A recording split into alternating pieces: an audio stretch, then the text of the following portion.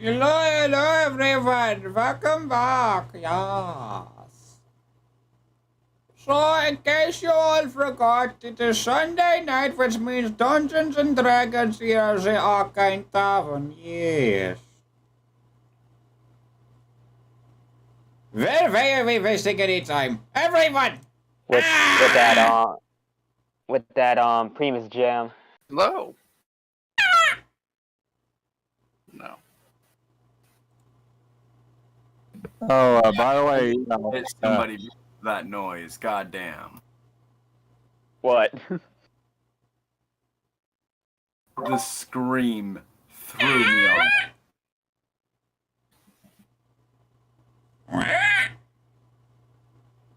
Also, I just realized 396 gigabytes. Of what? That's reminded me of like that's the biggest mod pack on Wabbajack. That's reminded me of the. What's the name of the pack? Aldenari?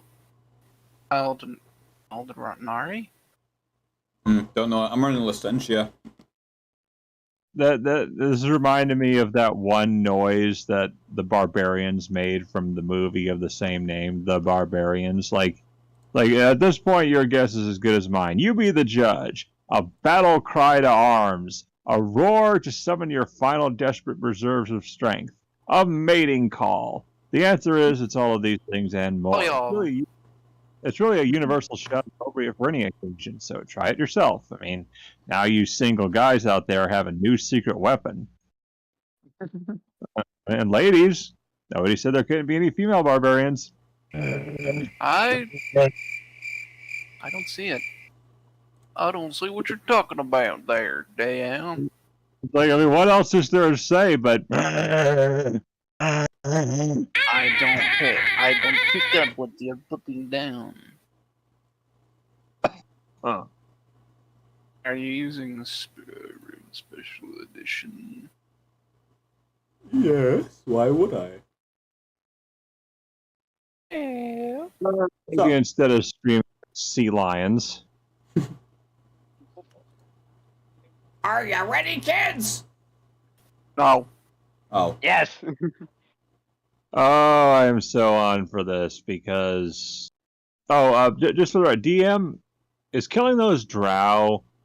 They don't have like a guild of thieves or anything, or like some connections that might be a little ticked off to find out that 2 of their drow have been gutted like trout. Drows don't have souls. I don't know what you're talking about. Only one way to find out.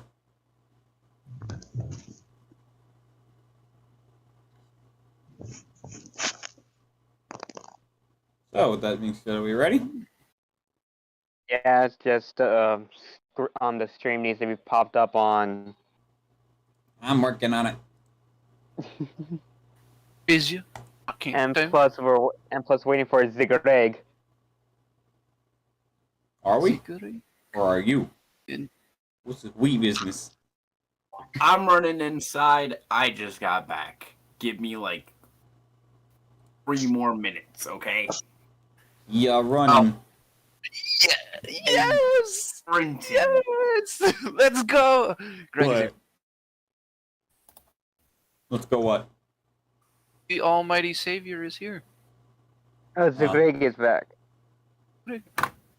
He's back. Grog. You were Girls? told to you've clearly done a shit job. I want to see men! Females? What is going on? Fuck, bitches, let me get some lads. Ah! Oh, is it that loud? Hold on. Yeah. Let me get a prop. Is that good? I don't want to hear anyone fit, and also if you suddenly hear loud yelling, just mute me. It's my drunk mom being a bitch to me after I spent my whole weekend doing towels and didn't get to do anything with my girlfriend on one of the few days we get off together. Shall I Wisconsin throttle crack this fucking can open?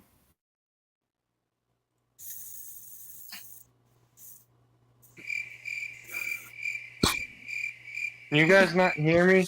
Yeah, we do. We can hear you. Okay, because no one responded to what I had to say. Didn't realize we had to. It's We all- more like a general statement than I- anything. Wait, you said I something? think Bruh. you're a dumbass. Okay. I figured the DM would They at didn't hear least say, okay, I because I heard. was asking the DM hear to mute me if something happened. I now have SATA power cords for my computer and can put my old hard drives in, Nice. which means I'm going to recover some Minecraft worlds that were made a long time ago. There you Oh, go. That reminds me, I need to plug in my 2 terabyte hard drive and format it. I am waiting for the power supply to arrive. Hey! Here we go. All right. So, are we ready? No. No, I'm getting some Perhaps. things out of my bag that don't need to be in my bag. Mmm. A My bomb. drawer smells. Grenade. Why A does my grenade. storage drawer smell like blueberries currently? Good night, everybody. Explosives. Explosives? What explosives? Fuck you, Thermal. FBI, I will not open up. Get the fuck out of my room! I'm playing D&D! Get out of my room! Well, I'm not in my room right now. I'm in my living room so I can watch my mom's shitty dog. Who the hell is Where, this? Two where the for fuck? be gone. I forget. I have to mute YouTube to watch the stream. Otherwise, the overlay on Discord and YouTube is so horrible. I currently have a husky using my feet as pillows, so... Oh, I almost sent the wrong thing to the wrong chat. Sound I'm about That would have not been good. I'm about to kill my mom's dog. comfortably warm. Hey now. Terms of service, mate. Please do not harm animals. You don't Dog say that. didn't do anything. Uh. Dog didn't do anything. Remember No, that. you're right. I should kill my mom because she takes all my money Okay, and don't sticks do me that on her either. shitty dog. Alright, Don't come do on, that mate. either. The low intelligence specimen one. We always love that. Of course. Alrighty, so... Real quick, we haven't done this in a little while. Everyone roll me a d20. Oh, I bet! I'm don't have doing a D20 out. I'm getting my shit organized, damn it. 19! Not Oh, fuck, 20. I need to grab my. Hello, we got a 20 as well. I don't know what I'm doing. I just heard roll d20, so I did. And now I Roll have to wait for a D20 new... to know if you're gonna fucking die, bitch. That's what's happening. No. I should probably pull up my character sheet real quick just in case. Wait. You'll know momentarily Any, what any, I've any rolled. modifiers? Any modifiers? Nah, just D20. Oh. I hit a 19, my guy. Okay. Chinese food, you're in my way. I don't know if it's for a damage roll, but I'm doing something. I got a 20. Nat 20 here. Okay. Damn. That's the space die. That's the space die. Let's go, space die. Come on. know what? Screw it. I'm busting out a different set of dice for this. I'm keeping that 19. You're a but fucking disappointment, space die. That's a 3. All right. So You're going to Kana, dice jail. Kana and Stetson, go ahead and roll me a D100. Roll my I nuts. don't have a 100. Time for the. Yes, you do. It's not actually 100-sided. That'd be me. So what do Pyro I has roll a- for the? No. The you roll a D10 with D10. double digits. Or a regular ass D10 if you don't have a D10 with double digits and you just add a 0. Okay, so Just the roll percentile both dice. of them? Yes, that is a D100. Wait, It's a what? big- What are we supposed to roll here? A D100. Your mom. I We're don't. rolling to see who bones your Oh, mom. already Kana. got to a strong Jesus start Christ. with your mom. Why is it always a your mom joke? I'm trying to be at least semi-serious here. I don't have a We could D100. switch Because to your dad. D&D shouldn't It's the be perc- serious. it's, It should roll be your fun percentile and- one that said 10, 20, 30, 40, and up. Yes, the percentage die. Yes, and then you roll. Yeah. Sure. Which one is that? It'll have like the The double one that- zeros, The the 10. D10 that has Guys! double digits. Oh my god. Making blue me in a chemistry class. Kana, I'm sorry. it's the ones that are in increments of 10s. So you get it's 10s, 20s, 30, 40, 50, 60. It'll actually say like 10, 20, 40, 60. I don't have that. You don't have that? All right. What? Then roll the D10 twice. Once for your 10s and then once for your 1s. All right. Jesus Christ. 7. All right, so it is a 7D. I rolled 80. Wait, should I have been rolling a And D10 and a D100 this whole time? so it's Should 7 have. and 2. All right, Well so, then. So you got a 72 and then Stetson? 80. 80. All right, so go ahead and give yourself a potion of moderate healing. And with that, I'll go ahead and Potion begin of today's moderate. session with everyone gaining the Oh, yeah. benefits of a long rest. And you all wake up in your own individual spots to see... Greg being 10% more fluent in Draconic. Or no, not Draconic, Demonic. Infernal. Yes. Same damn difference. So you each wake up... Infernal. So you each want to wake Sorry. up from your own individual spots and gain the benefits of a long rest. But before you do so, I'm gonna have everyone roll me initiative real quick. And no, it is not for combat. Wow. Not 20. 15. 15. Wow. All right, hold on. One person at a time here. Let me get my sheet up here. Wow. 12. Like What's Zippo. going- Suck it. All right, Braxton, we got a nat 20 on. Mm-hmm. All right, Lavinia. 12. 12. We got your mom. Minea. Hold on 1 second. Sorry. My Zippo out of fuel. Greg. 15. Okay. And I'm 7. using my new space theme die. Stetson. 15.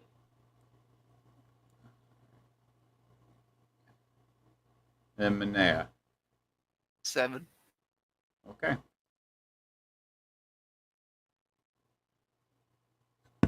So, this is where things get interesting. So, Braxton, being you've rolled the highest, welcome to the dream world. So, when being this is Braxton, I'm asking. So when Braxton were to hear the word comfort, what is the first thing that would come into his mind? Good, nice meal and a very, very large drink of alcoholic sorts. All right. So, you find yourself within a very fancy, luxurious tavern, giving you the feeling of just straight warmth from a combination of the fireplace and the absurd amounts of alcohol you have consumed, and a decently sized meal in front of you, being served by a few female individuals of a rather risque type clothing as they wait you. You hear the chattering of multiple voices as the tavern you are within is a little bit on the busy side. You can hear clatter in the back of different kitchenware as different meals are being prepared, and a little bit of chatter from the bartender as he's flipping and giving a little bit of flair to his performance as he mixes drinks as you sit in your own little independent booth off to the far side.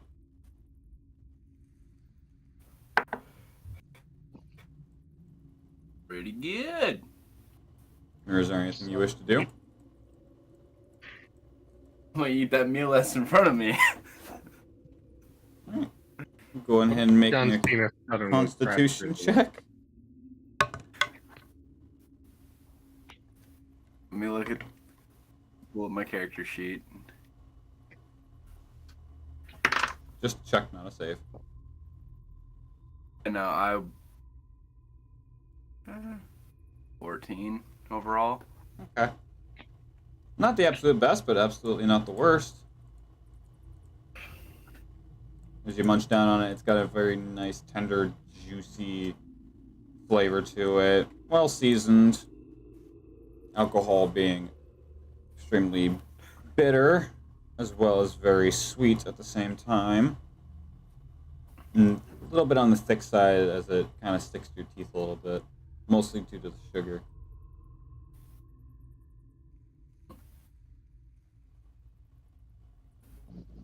Nice.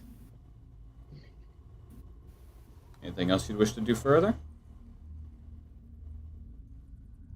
Not really. Not I can think of at the moment. Okay. Well, I'll fix you down below onesie.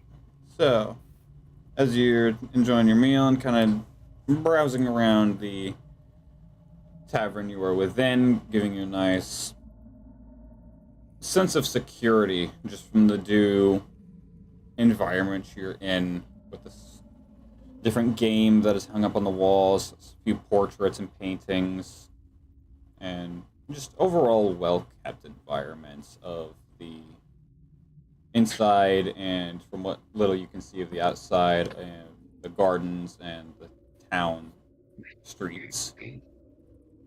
Until you begin to hear a little bit of rowdiness. As you walk over to the source, you see that there are a few individuals seeming to get in some kind of argument. Voice is getting a little bit in a more of aggressive tone, and their facial expression obviously a bit on the irritated side. One pushes the other pushes back a little harder, losing his balance and stumbling over onto the table.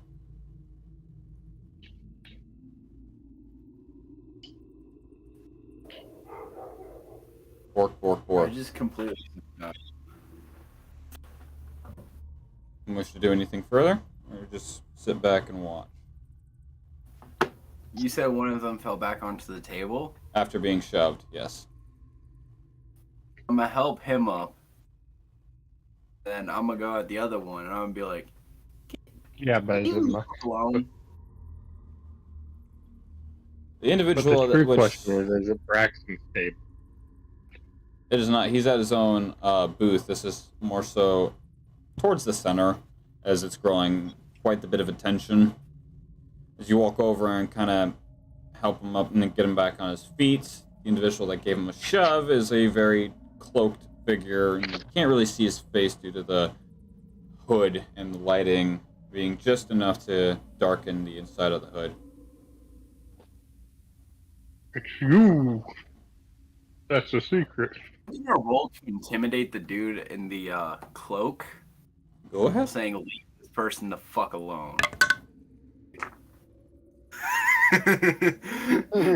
Oh, I like this day already. 19 plus 9. 28. Yeah. Okay. So as you kind of like puff up your chest, get like nose to nose with him, and tell him to leave the guy the fuck alone,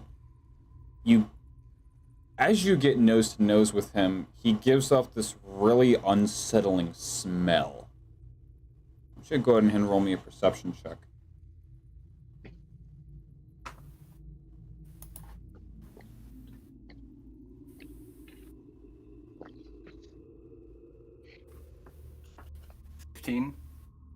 Okay. The smell of death he reeks of. Like rotting flesh. Decay. Like Detroit. Jesus Christ. Yo. At the same time, where's the lie? The unfortunate part is where's the lie? That also depends on what part of Detroit you're in. Because if you're near yeah. it does smell like shit. But if you're more downtown-ish, then it doesn't smell half bad. Isn't all of Detroit just empty and dead? Oh shit, is that a fire? No. Looks out the window. Oh shit, is that a fire? No, No, it's that's just an not how ambulance. Detroit is, Hold dude. on. That's the good part. Hold on, That let is me, what it is. Alright, so as you get nose to nose and you can get really up into him and intimidate him, he's got this. I think one of my neighbors had a heart attack or some shit. No one I care about. I was about to say that if you need to go take care of it, go for it, mate. No, I don't know any of my neighbors super well. I was just making sure it wasn't my mom and grandmother, because my grandmother drove me home and went to go pick up my mom, who was at a friend's drunk. Okay. Well, as you get up close to him and get nose to nose with him, he reeks of just pure death, decay, as if he is nothing but a standing corpse. Oh my god, it sounds so wax. Bro, it sounds like you're just no, racking no. a fucking gun. But also, that was perfect timing for talking about Detroit. Oh shit, is that a fire? But the funny thing is, I'm not the one from Michigan.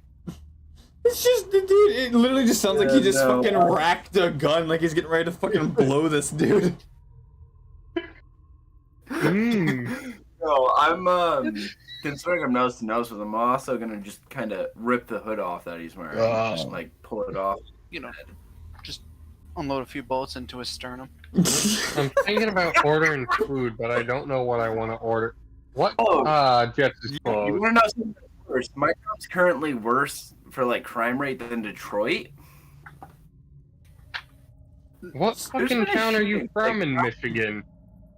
Crime Muskegon. City? Basically. But I can't even joke with you guys. Like not even 5-10 minutes like walking. There's been a shooting every night for like the past 6-7 days. That And another doesn't one's sound gone, fun. and another one's gone, and another one bites the dust. So, Be Dog, safe. stop this. anyway, you rip off his hood. And Let's to do your a reveal, it is simply just a skeleton's head. As he kind of like tilts his head very much to the side slightly. Skeletal. It is I, Skeletor! I can't do Skeletor. Skeletor! Hey man. Hey, man! Hey, Hey, Kermit the Frog here to ruin your day! How Kermit- tall is Until we meet again! How tall is Kermit this? aggressively cocks mini He probably is about 3-4 inches taller than you. Oh How tall is god. Braxton? Braxton's 6'3".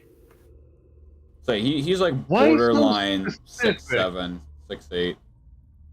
You're Well, tall. Fucking do it. 6'7.3 centimeters. Me. How dare you? There you come in here, smell like shit. For some reason, 6'3" feels like an oddly specific height in D&D. Yes, hello.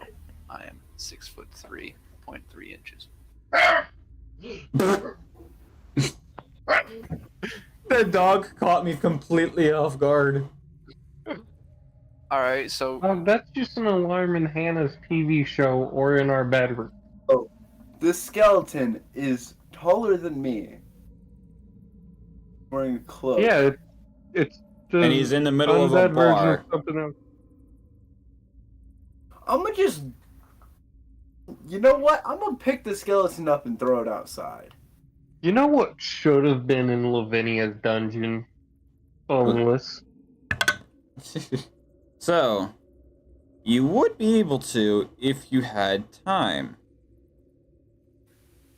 As you suddenly feel a very sharp pain in your stomach. As you look down, he has a very simple stiletto knife just straight stabbed shanked. into your stomach. And he just ever so None of us slightly ever just have good- rips it up towards your chest and just gradually starts pulling it up, deepening the gash. So I'm gonna take my Pyro, hand. why have none of our characters ever had good dreams? There's a reason. because we don't get that privilege of having a good dream. God damn it. Greg's got We pissed off the PTSD. DM how We he have picks our to figure out why it makes sense for each character. Greg has PTSD. Listen, no other reason. Greg has PTSD. It affects the whole group. They just, You see, they just we all have hear horrible him. dreams because Greg has PTSD. It's Listen, fucking I was gonna contagious. make If we just killed him, we would have the best dreams of our life. We'd be all getting laid. But no, we all just keep slept Greg. in a No, you fuck, just sleep skeleton in stabbing a separate something. room from Greg. You don't experience hearing Greg's night terrors.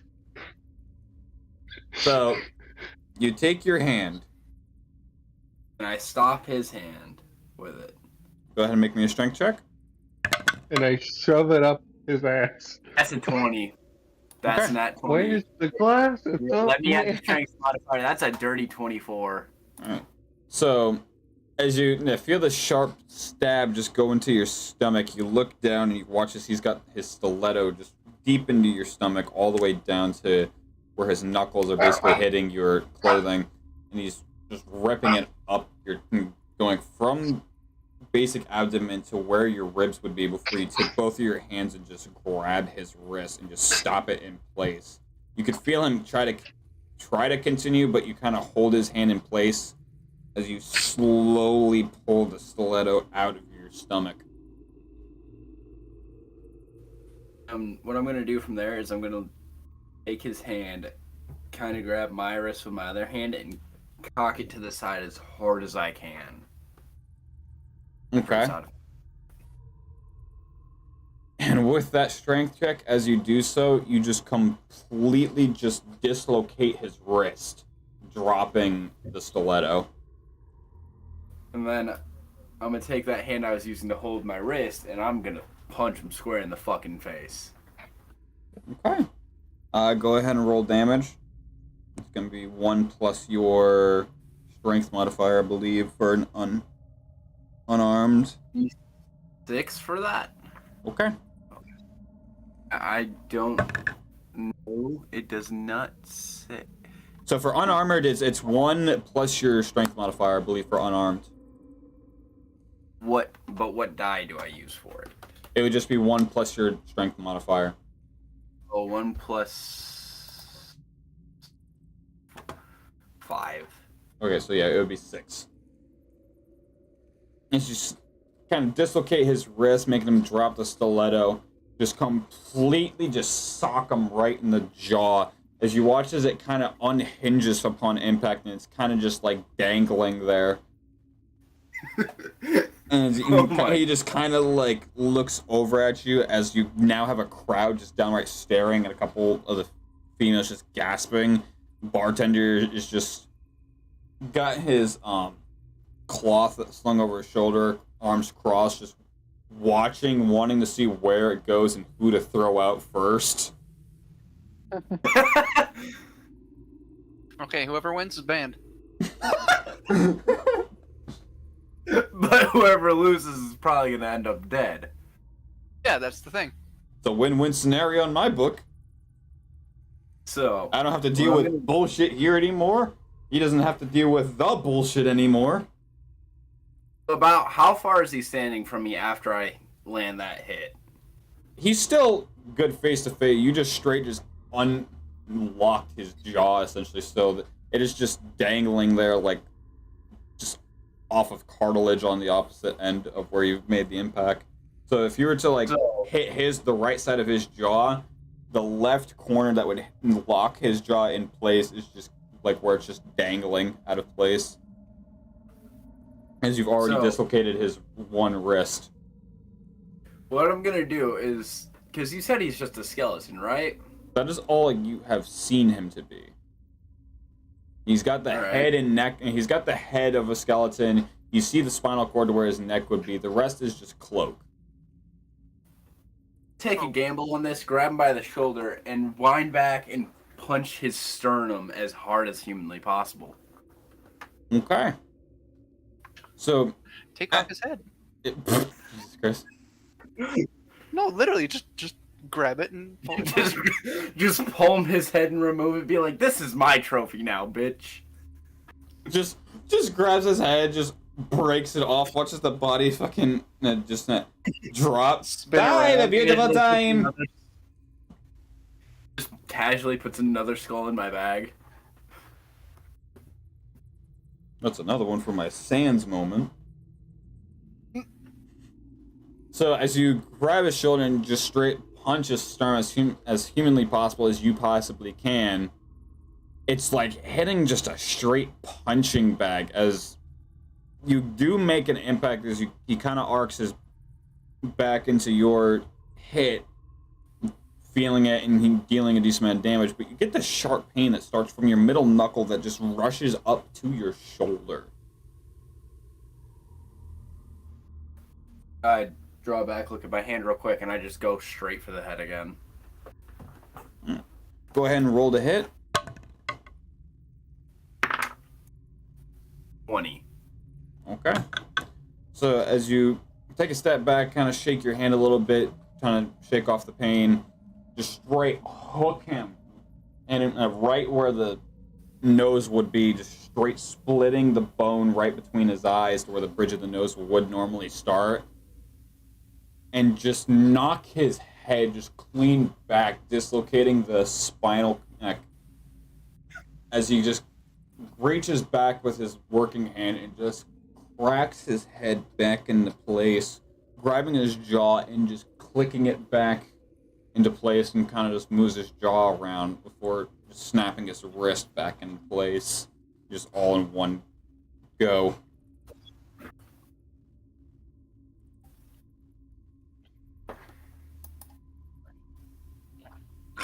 Ooh, excuse me. As you reach over and take a drink from the table, because clearly you're going to need it after all that bullshit. Yep.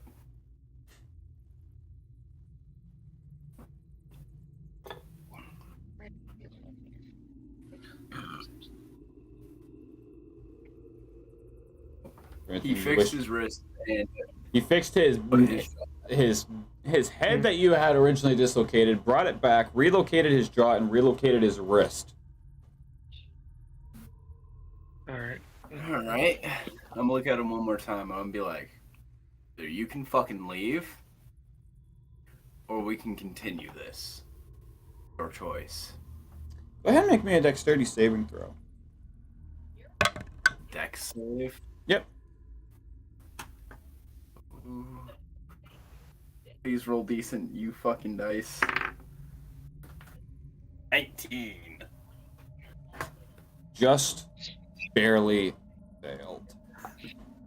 Oh, As you do I add the modifier? Because that's just straight dice. Because if it's the modifier too, then it's a 21. Well, yeah, because it is a saving throw.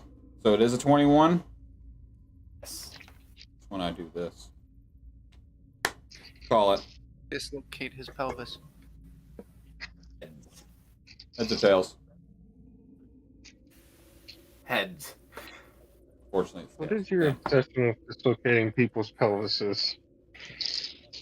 Because it's very effective.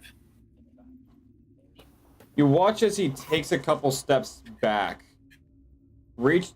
extends his arm out to the side, and like he's grabbing onto something, before twisting his hand upside down, like he's asking for something. Curls his hand into a fist, and just swings back like he's trying to hit you with something. Mid-swing, you watch as a scythe slowly form into his hand, and you just barely lean back as you watch as the scythe just completely just scrape against your armor across the chest, dealing 4 points of slashing. 4 damage.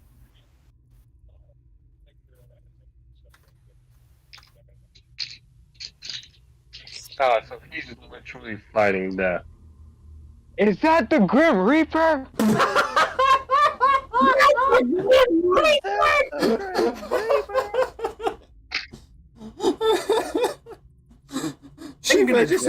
Shiva's just have this fucking concerned look on her face, like, dear God.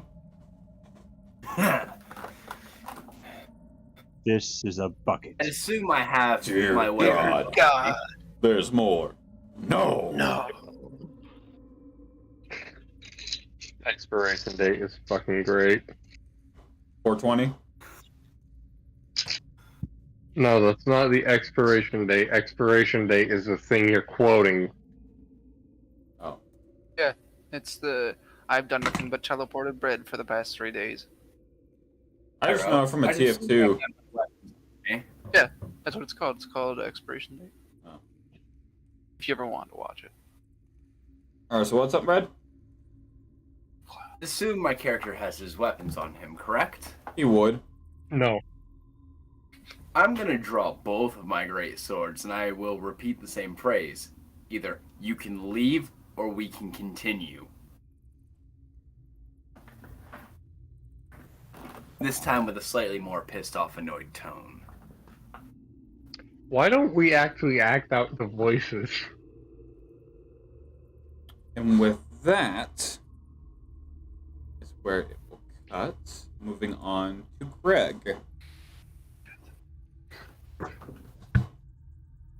So when Greg thinks of the word comfort, what is the first thing I'm that comes fairly to- certain we've done this one before. He's at home.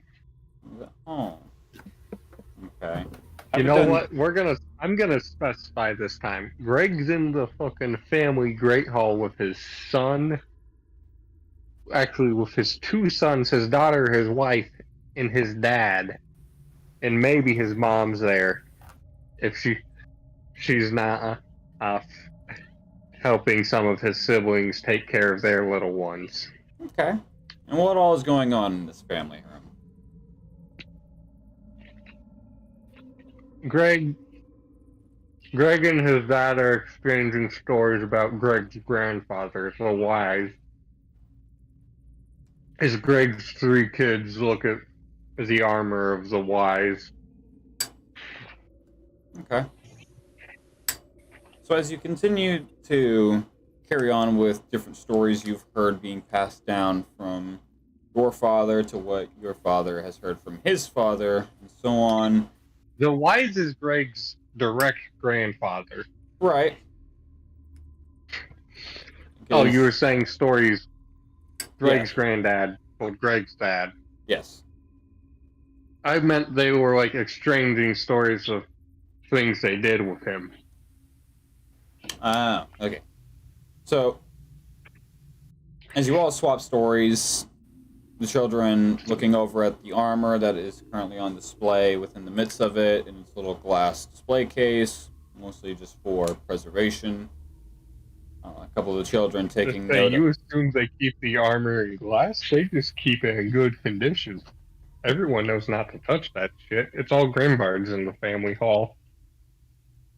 All right. A couple of the children taking interest in certain portions of certain stories, whether it be something cool happening or something that they wish they could have experienced as well.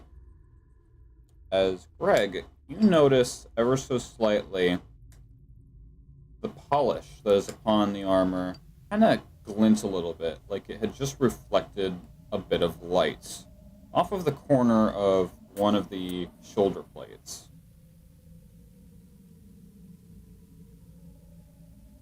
Hey there. Grandpa was a wizard, right? Why is his armor plate mail?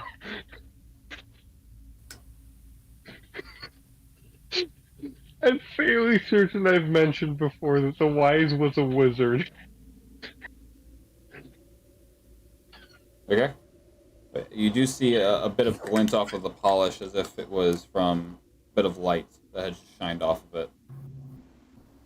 Yeah, no, but I was making a joke saying this is the first time Greg's ever noticed his grandfather wore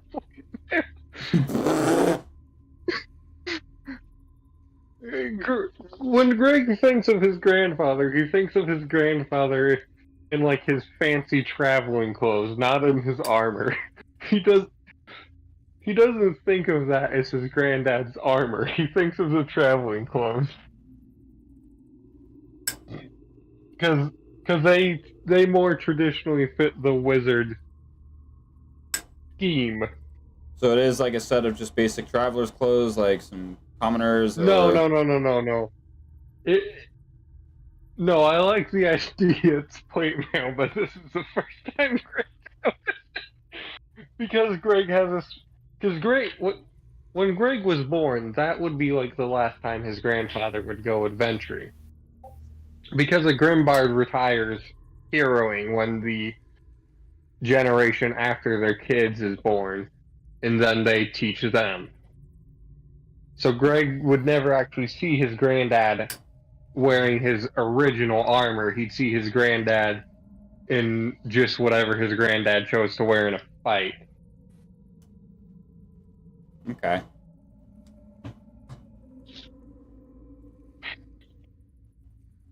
So you notice this glint off of the shoulder plates of the armor, just off of the polish. And within your peripheral vision, you notice that the shoulder it is on the glint is in perfect alignment to as if something would have walked past the doorway.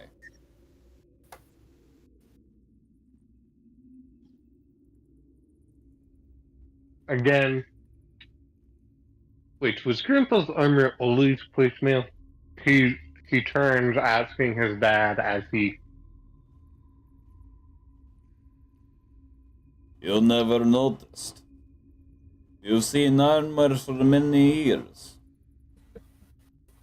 I always thought of Grandpa is wearing fancy, more traditional wizard robes. That was also, Greg's dad after is called being insane. That was after your father's... Well, after you were born. When he retired, he hung up his armor he would use to wear when you go adventuring, heroing, or simply doing something for the military because they need the brute strength. So would he have not used his medical powers to help military? He could lift far more with magic than he could physically. Would make more sense. Indeed, you are correct. It would make more sense, but unfortunately, military back then required different standards. Nowadays, you are absolutely correct. It was just the times.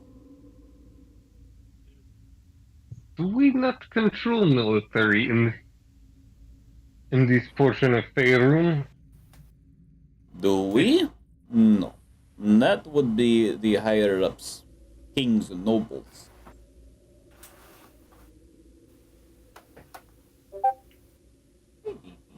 Dad, on a whole town, are we not nobles? Are we not lords? Not by standard definition.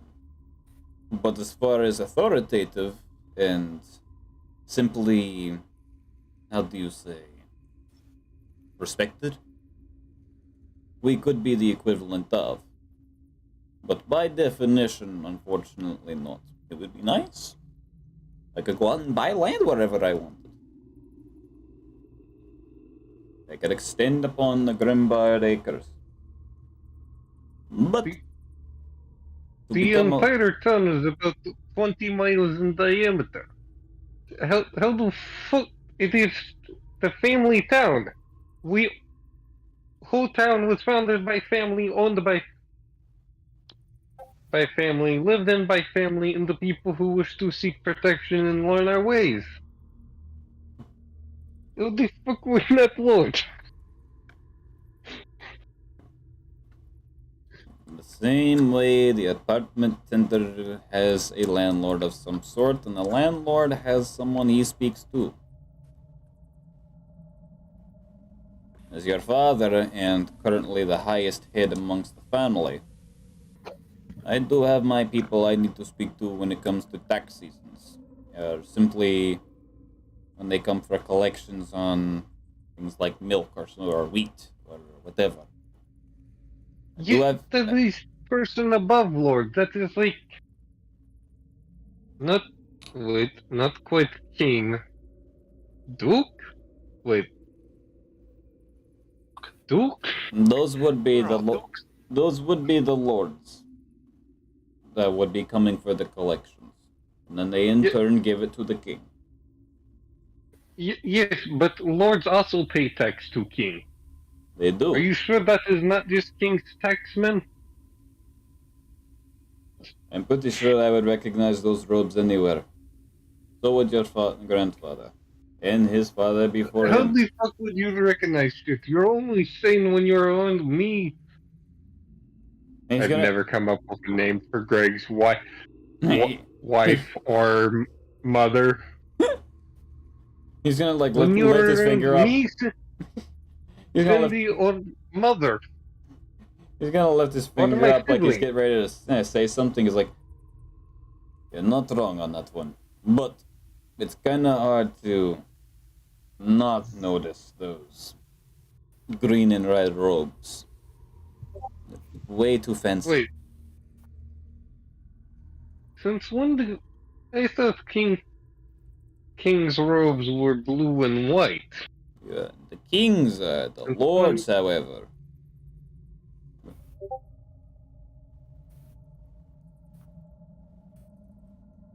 Yeah. He's gonna pat your shoulder and he's like, "You may be getting up there in age, my friend, but you still got lots to learn." Said 25 times great grandfather Gog the Noble would have a green and red cape that he almost never wore because he thought cape was. Wait, why do you wear cape? Cape is technical disadvantage. Never mind. We have our reasons, just like you will wear yours one day. You will understand once you get to that point. Samurai armor does not have cape. No, wait. Noble wore traveling cloak, not cape. Go ahead and make me a perception check. You now have a cape on. Yes, this has now just turned into a conversation between Greg and his dad about his lack of perception in the family home. Wearing capes. Yes. And also his lack of perception in the family home. Damn it. Don't you just love when you turn the die in your hand by accident while you're going to look at something on your character sheet? Yes. Now I'm not sure if it was a 16 or a 14. Well, either way, you pass. So. Well, that's not even with my perception, so hold on a second. Well, I'm going to pass harder. Shut up. I'm going to piss even more. Ah! Oh my gosh. Greg goes Super Saiyan in the middle And of the this family. is to go further beyond. Ah! We're just yelling for Calm 6 down. sessions straight. Calm down, son. It's just a perception check. All right. So it's either a 17 or it's either a 17 or a 19. Okay, so either way, you pass. As you watch, as in your peripheral vision, you notice the glint happen again in the same direction as if something else were to have passed the hallway into the door frame, but with an even brighter bit of a glint off of the armor.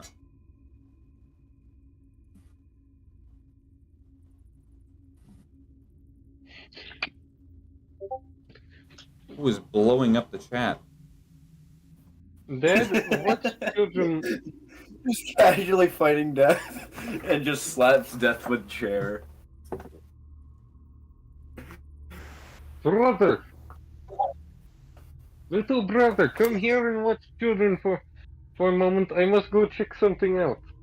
Greg's, being that they're in the family hall, Greg's also probably not in his samurai armor. He's probably just chilling in, like, normal clothes. He's probably got, like, a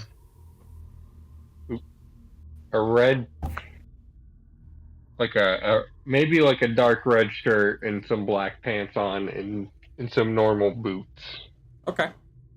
So as your brother comes over, stands up, and he kind of takes care of the kids as you walk off. You look into the door frame. To the left side, you see nothing to the origin of where the light would have came from as it passed by the door frame. You look down to the right, you get the ever-living half-second glimpse of watching some sort of black cloth make an immediate right to the hallway. And you can see that there's a ever so slight shadow coming off and a bit of a flicker, almost like it was candlelight coming off of the walls. Kyle, you in that air conditioning. Damn. Swear to God. Cape color? Dave, fuck off. My dad is nowhere near grave. He has at least another 10 years to live. Greg aggressively cocks the nearest weapon to the door. He just picks it up and cocks the weapon. I swear to God, if it's the cows. You and the cows! I swear to God, Sean! Quit Okay, sending here, me cows! Here, I'll send you something else then. He's just in Steam Sean, chat, just sending me cows nodding. Sean, keep sending him cows. Hey, Pyro. Shit, my Pyro, dice. you wanna see something you can't unfuck? Go look at that, picture of suspended off topic. You want to see something you can't unfuck, not you want to see something you can't unsee. I don't even know how that happened. I was kind of driving, though. When you're Too trying to late, unfuck. Moving on!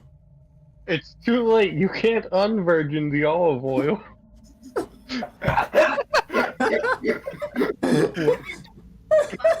Don't question me, love.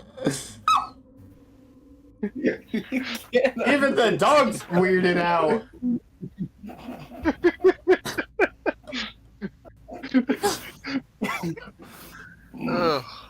Okay. Greg's 3 times removed cousin, Prologue. Oh. He's a weird, like, mixture of a couple of different subspecies of orc, but, That's why he's 3 times removed. No. He's just like Greg's. No, So I've been to he'd some be- multiple times.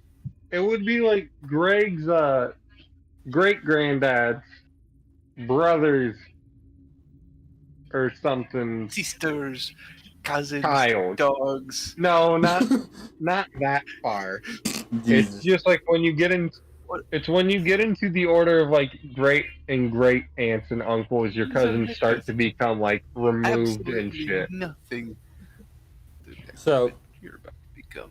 Are you gonna walk towards the entity of which you've seen?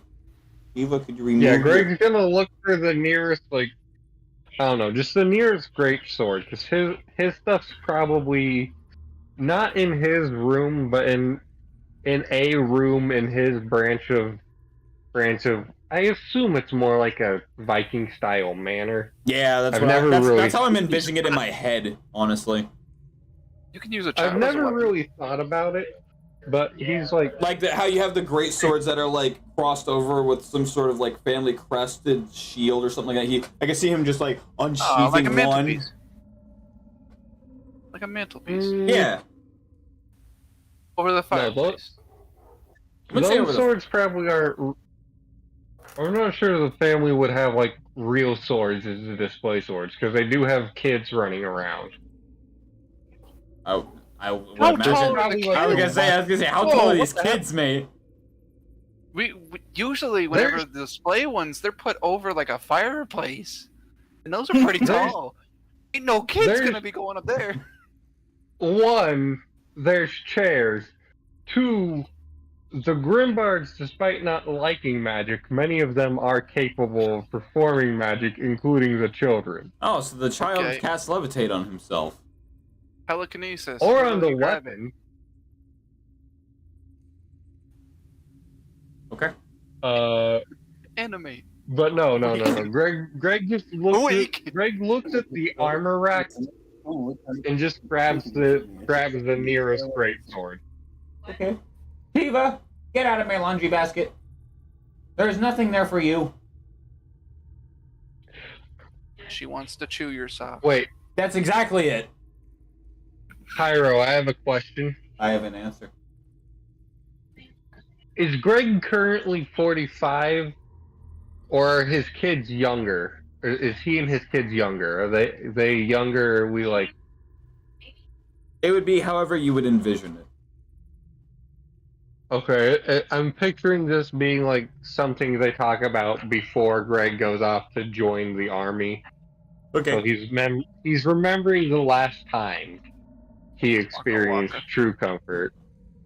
So like maybe the last day or one of the last few days he was at the family home before he set off to go be the Grimbard who would join the army while the rest stayed in the mortal world to help out.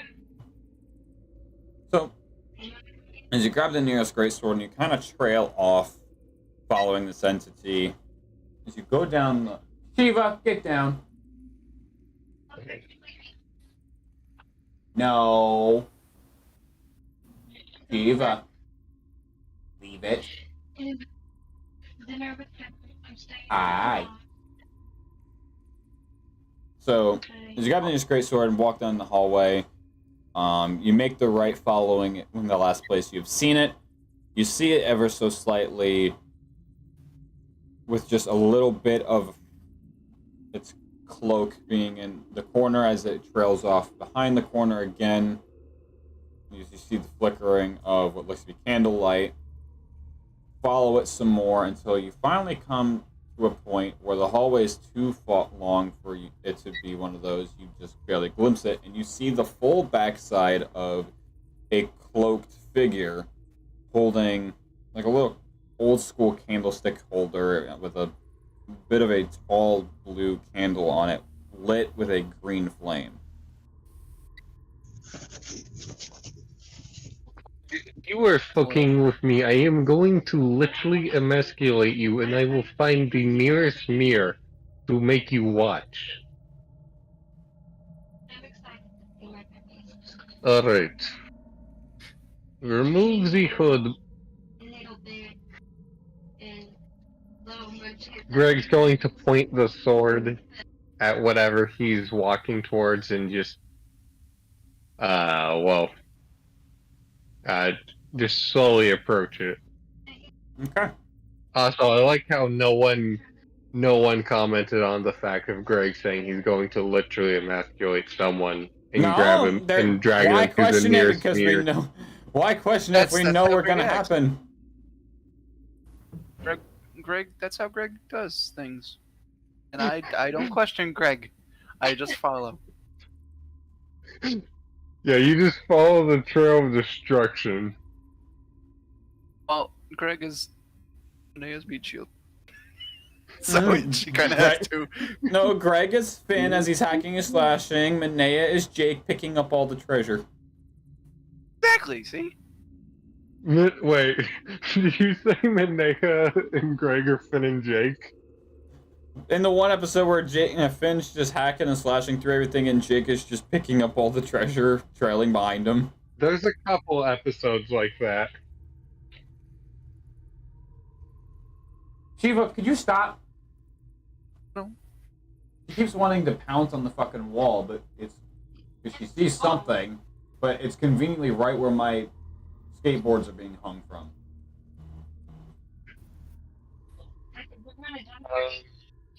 So as you rip the hood off of this figure, you see the back of a skeleton skull as it kind of stops in its trek and ever so slowly and eerily turns around facing towards you.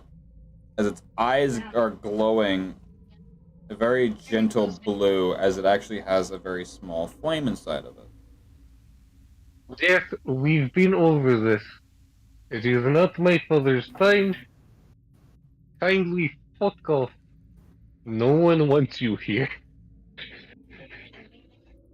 Greg's going to push Death back away from him with a kick and.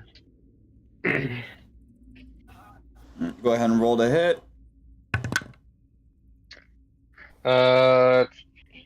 What the? Okay, I'm switching to my sorcerer die because purple was a mistake on the color for the space die. Purple is never a mistake. Well, I've got a dark purple on a dark die, so Okay, never mind. That is probably a big mistake. yeah, it makes some of the numbers hard to read. Hold on. Why is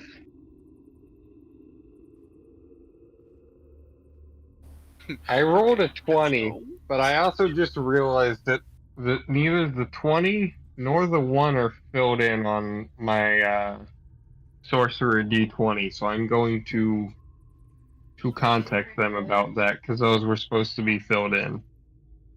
At least I'm fairly certain they were.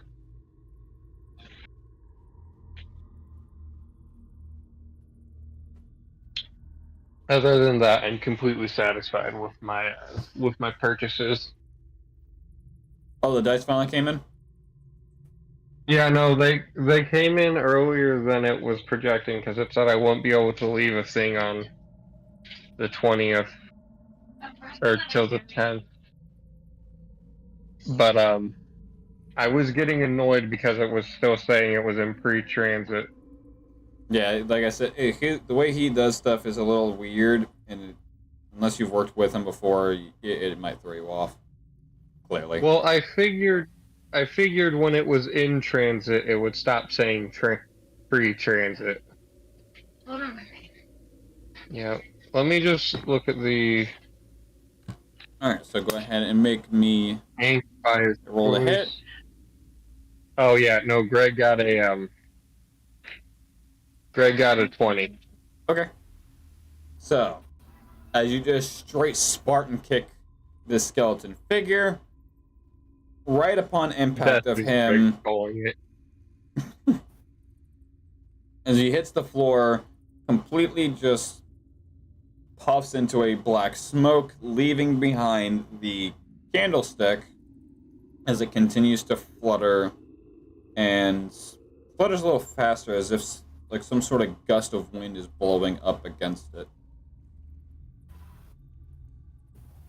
As the flame kind of goes a little wild.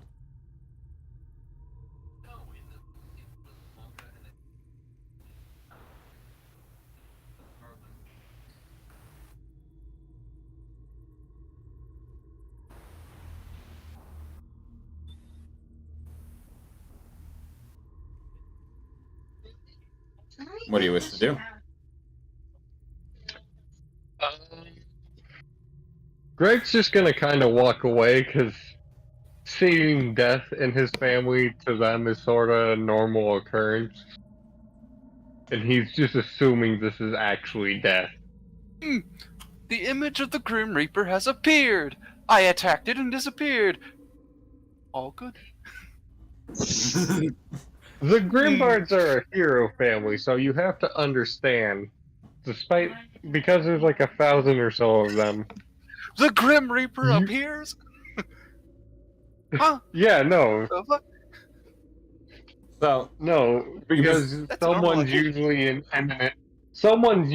in imminent danger. So the Grim Reaper he's an old friend. It's a casual. It's just a casual. Oh, hey, he's here. you want to stay for dinner?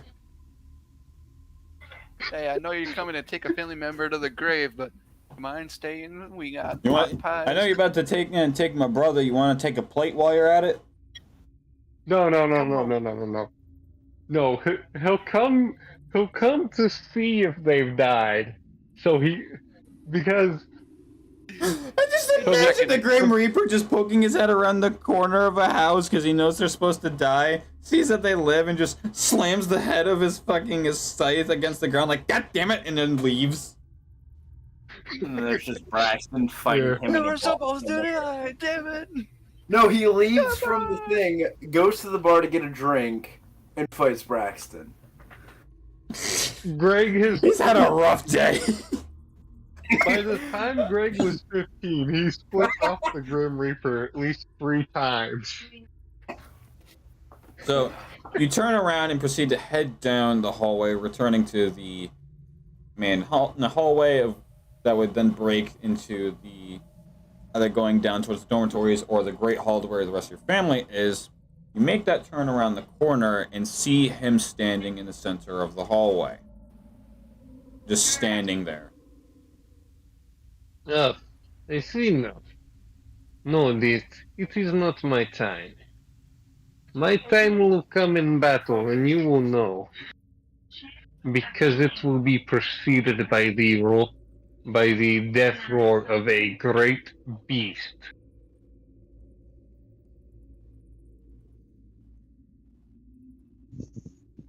Greg is going to grip the great sword with 2 hands and get ready to fight death. And with that being said, go ahead and move over to Cynthia's.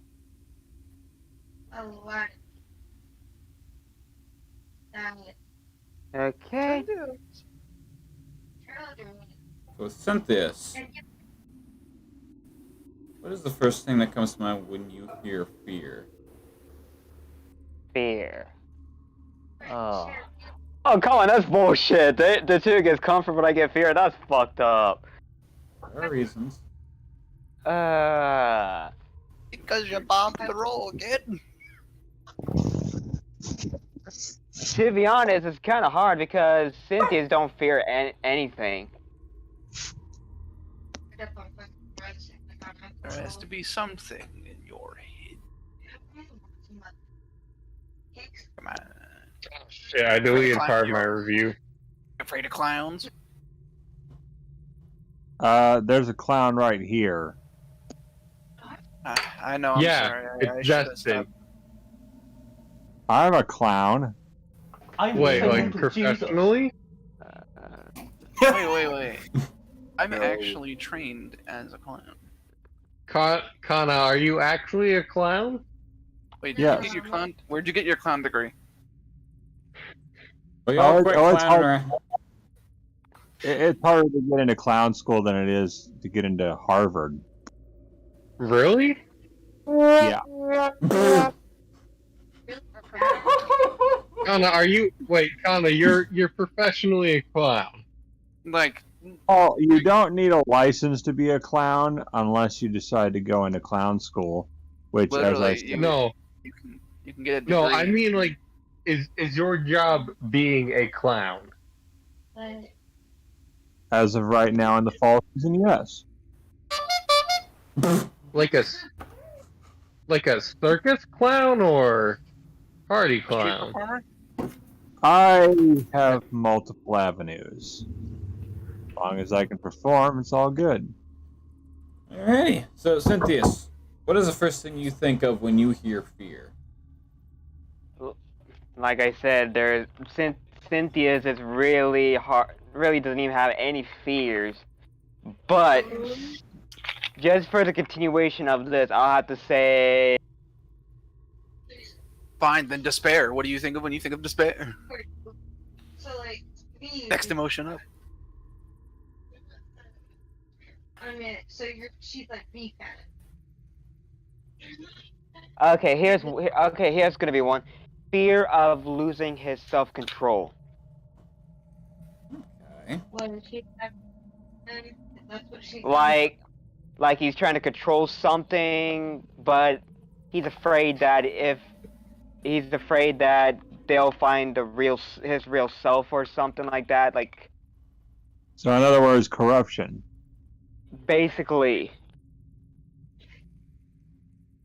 because for example, for a businessman, they want to know he's a real good hard worker, but they don't want him to know his real self of being like corrupted, like he fails or whatever.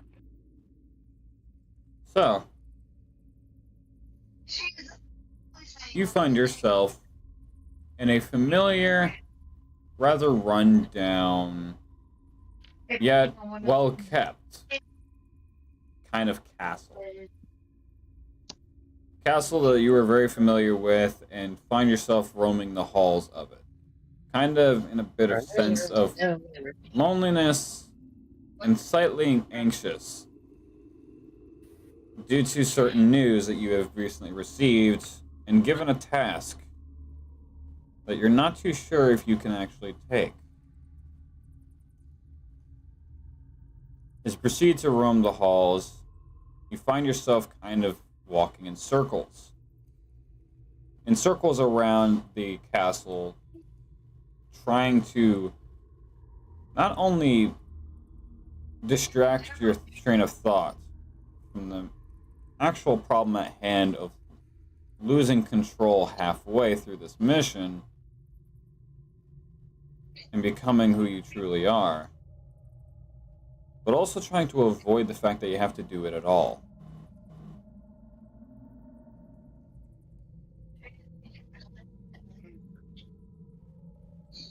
And it gives you the sense of being dizzy.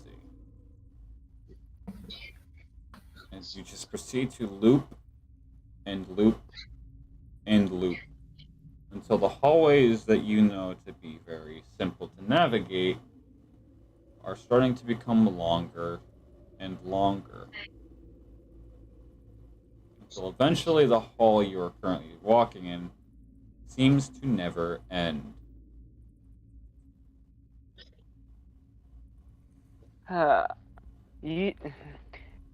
Usually I'm not this nervous, but I'm fucking terrified of this mission that I have to do. What if they know who I am at the first sight? I gotta find something that would help me. But who?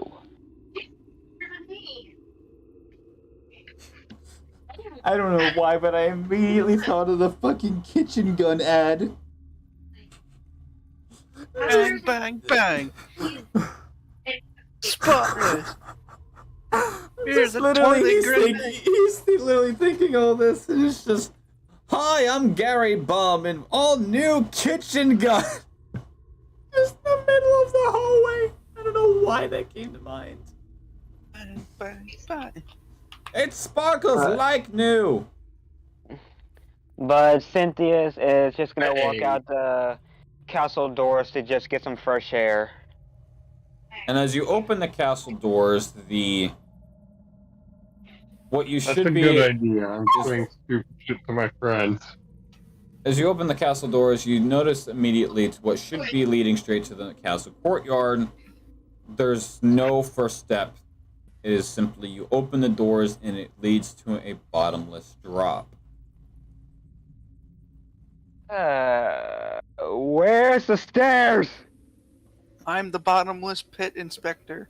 I hope this is bottomless. Shove.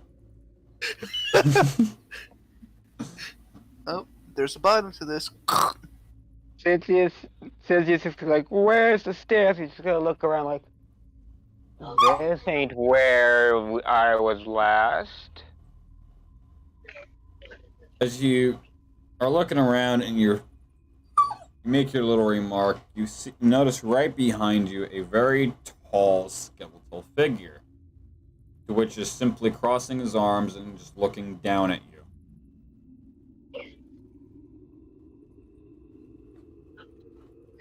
Let me guess. It's time for me to die again? We've been over this.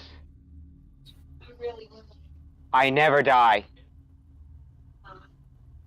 Oh god. And Cynthia's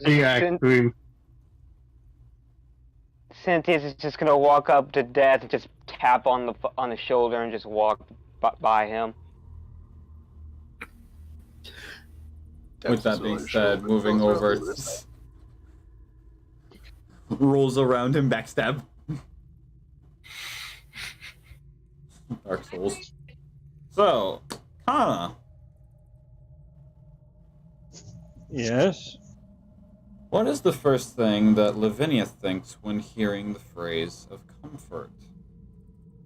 Well, considering she has no emotions, then Damn, think of something. I'm gonna get in contact with the stellar if there's a default in my dice. The D20 in my in one of my sets, it's 1 and it's 20 aren't inked properly. there was one point in Lavinia's life that while she can't feel emotion, she felt content. She's been around for a long time. What would that moment be like? What? And what would that moment have been like? She had traveled a great distance across a frozen wasteland. She's not really. She had come across a point where she was in a town, and all that she could see was quiet. You ever seen those moments like during Christmas time where all you see is like the soft falling snow? It's like dead calm, and in that moment you just feel some solace. Yeah. Especially at night. Shiva! Hold that thought.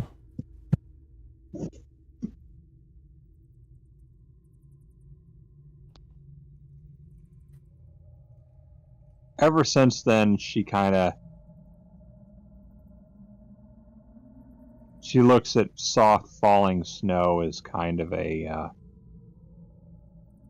moment of peace.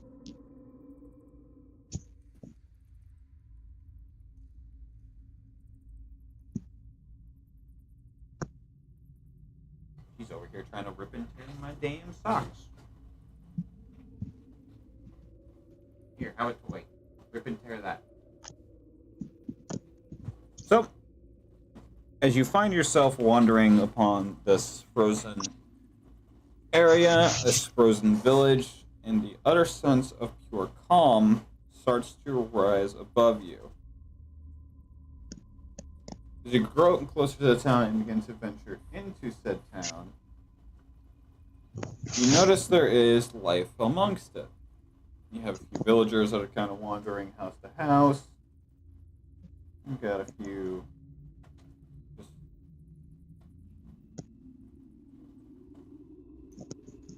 okay. You have a few villagers just wandering. You have a few that are kind of just doing a bit of like a hike with family. Others that are simply going through,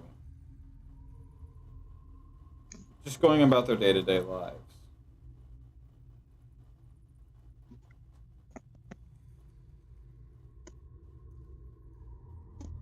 Right? What do you wish to do from here? She simply is paying almost no attention to the people around her, instead watching the snow fall.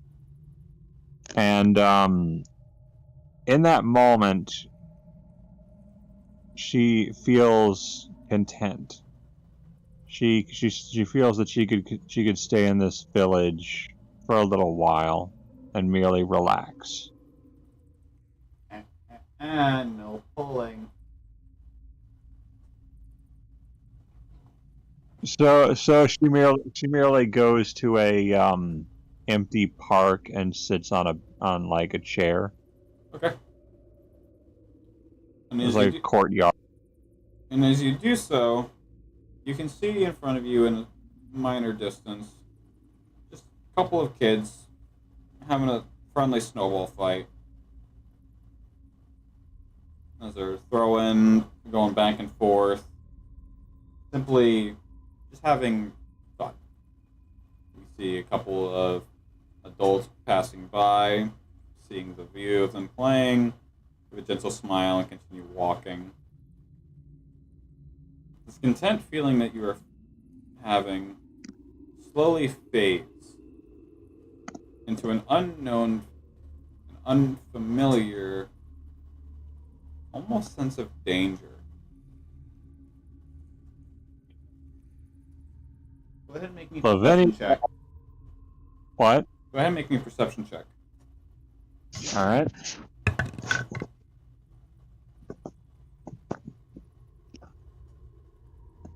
$15, but I know she has a modifier, so let me check the sheet.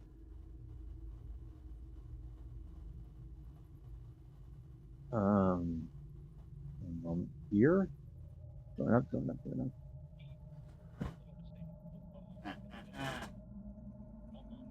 of that. All right, so You just got it, and you already got it taken into weight. You know she that. has a plus. So it's 15, but she has +8 in perception. Okay. So you can see two things.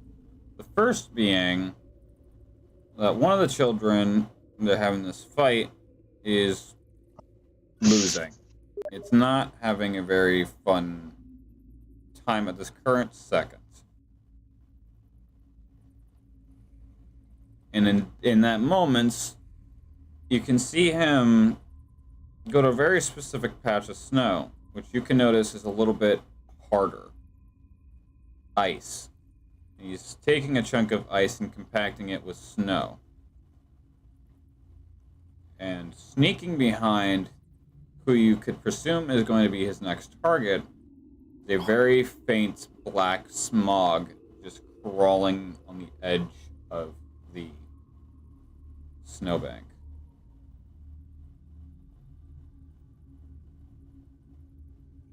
Lavinia is about to just say, like, that is not dead, which can eternal lie.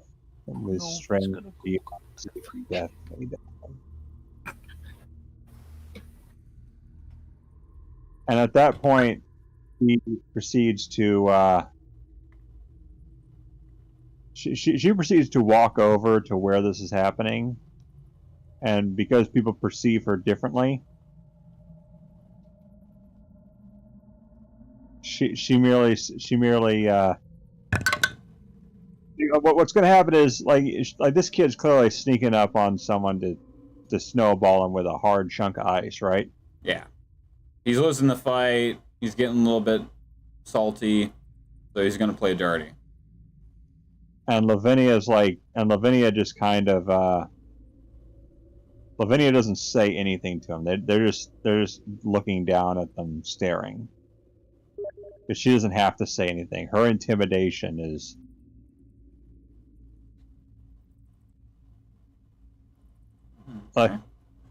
until she has to say anything to make them rethink their decision. She just like looks at them and rolls in her intimidation. Go ahead. Rolling intimidation. If you play nice with it, you can have it. You keep trying to rip and tear it up, you lose it again. Okay. So that's a 21. With her intimidation is +5, it's a 16, but it's a 21.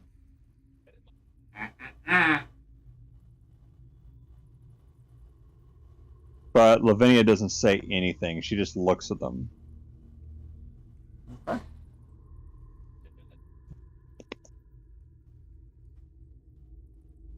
You can watch as the kid that was getting ready to play dirty, he kind of gives you a bit of a glare as the snowball fight kind of gets broken up and everyone goes about their own ways, or maybe even together for those that came together. And the black smoke slowly goes from where the kid was going to throw it towards you. And with that, Shiva, give it. Well, yeah, so I'm guessing that whatever this personification of death, or I'm actually assuming this is some kind of influence of Drakich. You be nice to the toy.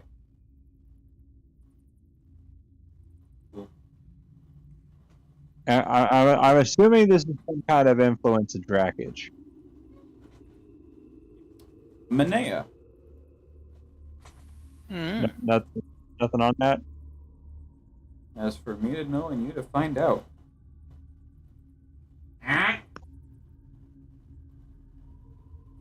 One more time and you lose it. You called for Manea. When she hears comfort, what is the first thing that comes to mind? Ooh. Well, her and her, good old adoptive father in an alchemy lab making potions. That's comfort. Putting the D20 away, busting out the golf ball.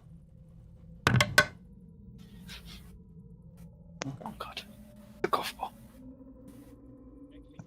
So, I didn't know we were playing golf. as you find yourself within this dream state in a very familiar area within your home before moving over to your master's living space before the accident, to which you find yourself with your adopted father, assisting him with brewing, handing him ingredients that he has his mortal and pestle, mixing them, crushing them, and simply attempting to make some sort of new concoction. Something he claims that he has read in one of his history books and is wanting to recreate. Supposedly, this book of his has rumored to have the ability to relocate and heal broken bones in a matter of seconds of ingestion. Don't you do it.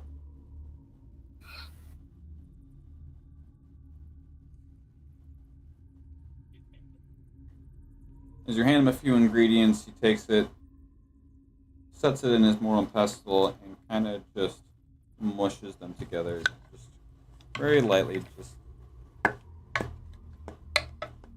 mixing them up as he's crushing them and mixing them with what already appears to be a bit of a blue powder in the pestle.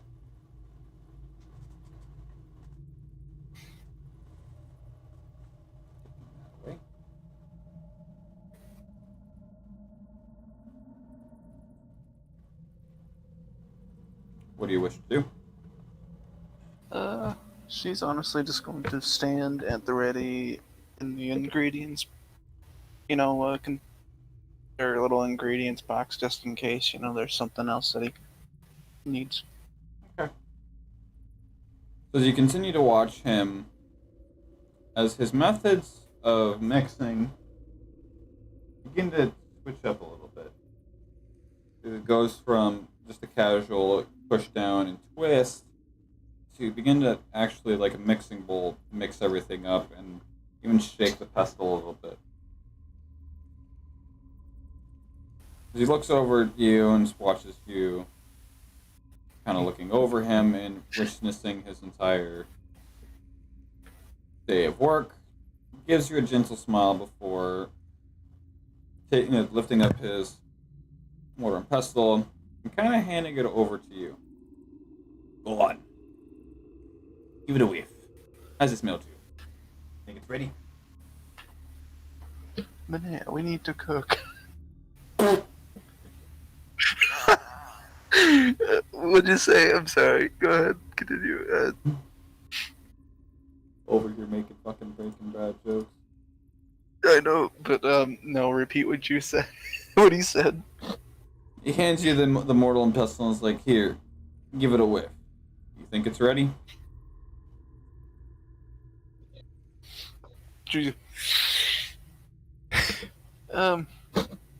Probably not. I don't think so. What do you feel needs to be added then, my child? It's just the same voice as Greg's dad almost, just slightly less heavy on the accent.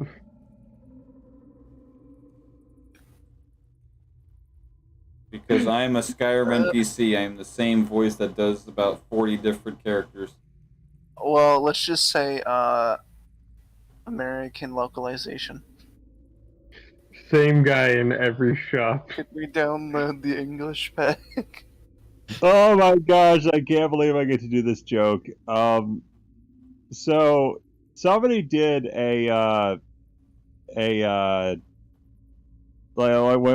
the Skyrim like voice actors was the same guy, and it was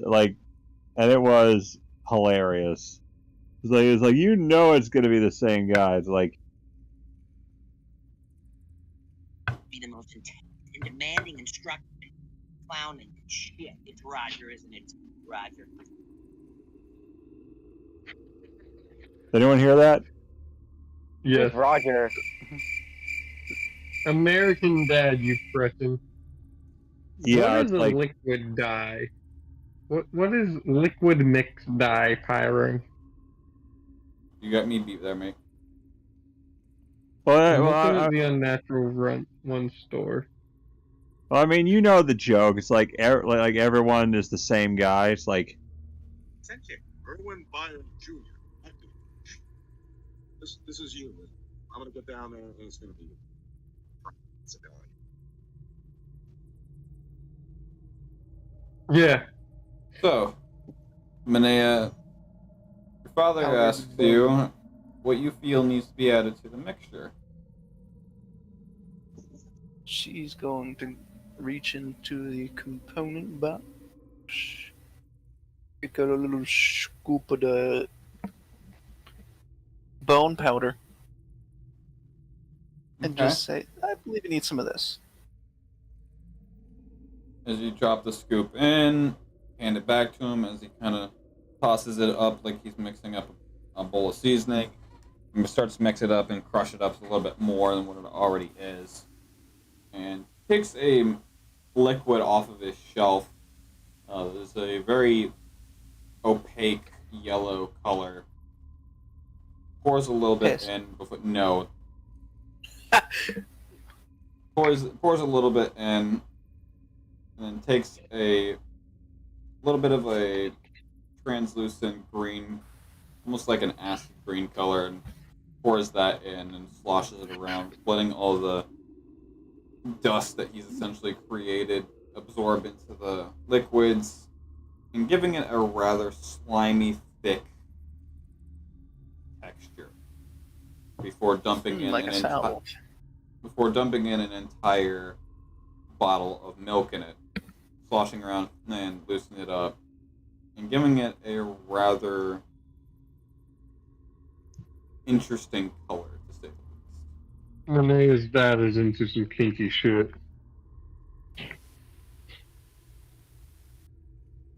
As he takes this, I will not confirm or deny. As he takes this and funnels it into a very decently sized flask, forks it, shakes it up, and sets it up on the top shelf. Puts his hand on his knees and leans down to your level and just, and now we wait. And with that being Like said, all good things, right behind him, within your peripheral vision, almost in the corner of the darkness of the room, you can see for a slight second a gentle blue outline of what you could see to be maybe an eye socket before you notice the light hitting it ever so gently to make out what looks to be a skull. Before Over half the session has been Dreamscape. as soon as this figure that appears to be of a skeleton takes a step back into the darkness and just vanishes. Sorry, not quite over half the session. I meant almost half. With can that I being still possibly see it? It just completely vanishes as if it had just left. Ah. With that being said, each and every single one of you finally awaken for the morning in your own designated spots, which you have fallen asleep in. Manea, your room. Greg, in your bedroll that you make. And those of you that are in the main area of the bar, or tavern, you can see a hooded figure over at the main bar area at the front counter, with the beholder absolutely out cold, as this hooded figure is kind of just swigging at something. Is he knocked out? Did this guy knock him out? The beholder? I was about to say, do beholders even sleep? Then I remembered beholders can duplicate themselves by dreaming of beholders. That's how more beholders are made. So Yeah. Come on, girl. Leave my laundry alone, please. So is the beholder knocked out by this guy? No, I think it's just asleep. Well, since Lavinia doesn't sleep, she just kind of enters a trance-like state when she sees this guy. She's like,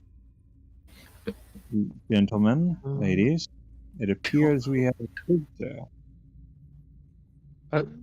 Oh shit! I was gonna say, currently only one of the characters is female.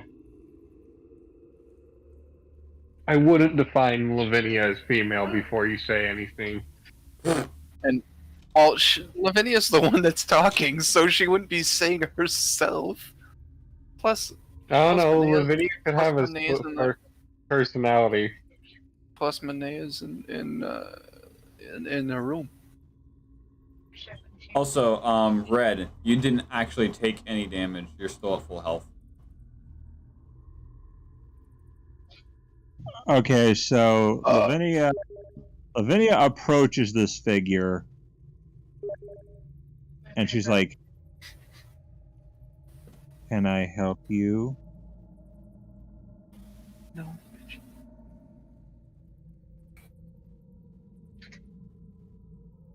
As it kind of just sits there. And she's like, You dumb? So this is the part where she confers telepathically with her patron, and she's like, "Is this one a foe? Shall we? Because they're not speaking, and in my knowledge, they're either there for a reason, or they're there to be a nuisance. What say you?" friend or foe? They have been a friend of yours in the past.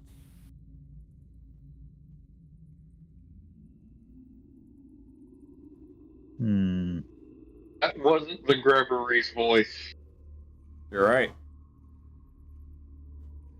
The Grubbery isn't patron. That'd be something else. Something I bigger. thought The the Grub- Gregory was the patron. Because the Gregory is a god. Oh, the grubbery is merely her mode of transportation and current method of getting things done. She doesn't worship it. It's like a No, vehicle. Her current weapon. she conferred with something far older and far more threatening. Something that you guys are not privy to. Giant And she meteor. conferred with Jeff. So Lavinia's like, I'm only going to ask this once. Who are you? And if I do not get an answer, I will have to resort to other means. So please be a dear and tell me, who are you? As you watch as this individual pull its hood off, revealing a very familiar pelt that is on his head, turns to you, revealing Cynthius. Hey, Lavinia. Ah, damn it, it's not Golark. I fucking knew that was gonna happen. It's like, God damn it. And Lavinia's like, you were 2 seconds away from being a meal. Consider yourself lucky. It's just gonna go back to lying down. Greg for a just goes back to bed. I have returned. Lavinia just says you were 2 seconds away from becoming a meal. Count yourself lucky. Yeah, maybe I was. Maybe I wasn't. I just clicked over to the stream real quick, and I just see Pyro doing something with the dog. I'm like, what? I'm just booping her nose, just.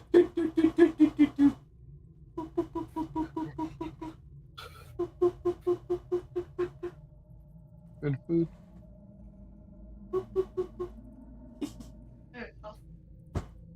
Yeah. So Lavinia approaches a hooded figure that is at the front counter of the bar. Speaks with it for a little bit before it pulls its hood back and reveals Cynthius. So, yeah, I said, consider yourself lucky. You are almost a meal if you hadn't spoken within 2 seconds. And she asks, where exactly have you been?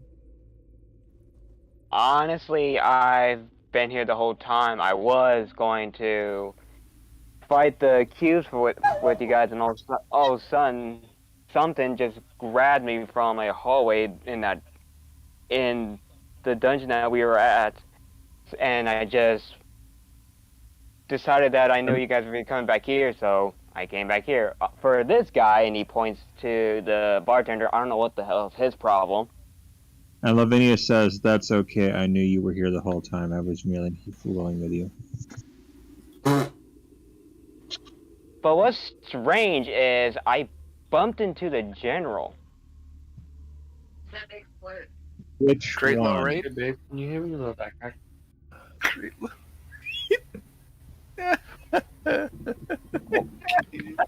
You say something, Lavinia? She says, which general? I don't know if it's a general that we need to see, or if it's a different general. But I know but I'd seen the symbol and the rank on him, and he had a general rank on it. We just bumped shoulder to shoulders. We just crossed eyes. He was more of a bitch anyways because of his face, how he looked at me. General of what army? Lavinia says, keep that thought in check. We'll have to find out where you saw him. For the time being, we have a bounty. Unless everyone else is okay dropping what they're doing and coming along.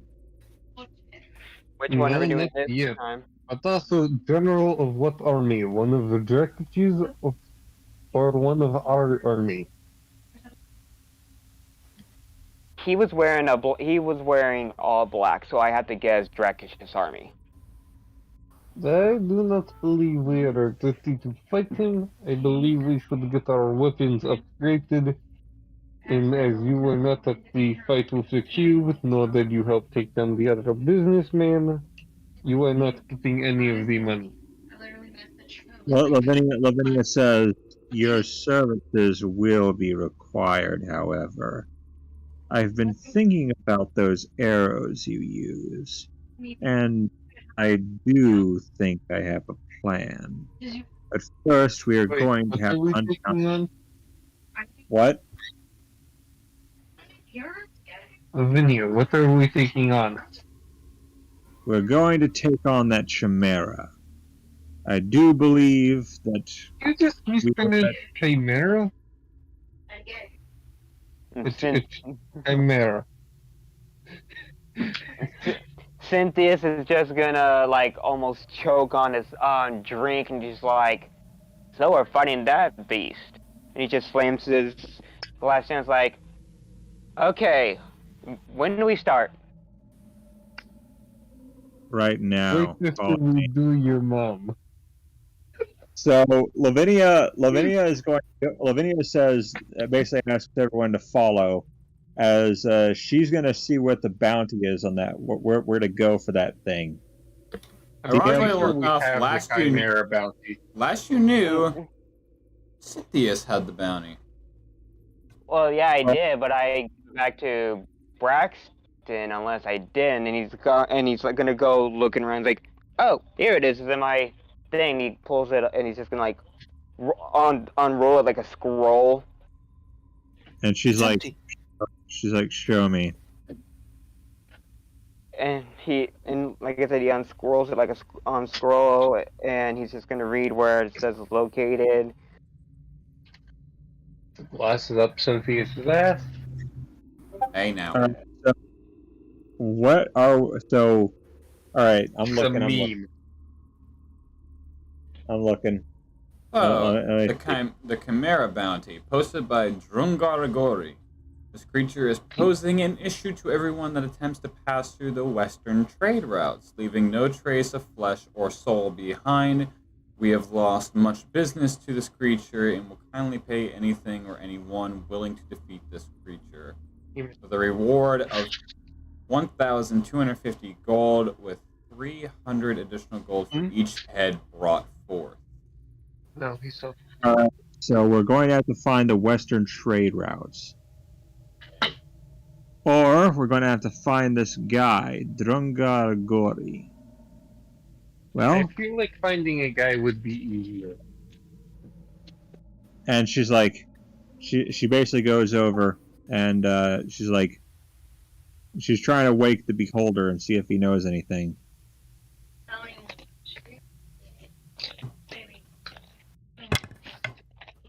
Yeah, natural 20. Okay. So, as you kind of... Lavinia does have a way of waking him up, though. And she's like, all she has to do is put one index finger on the top of his head. She's like, he'll wake up. Or he'll piss himself. Put his hand in water. No, she's essentially giving him nightmares so bad that he'll probably wake up. Or piss himself. Oh, yeah.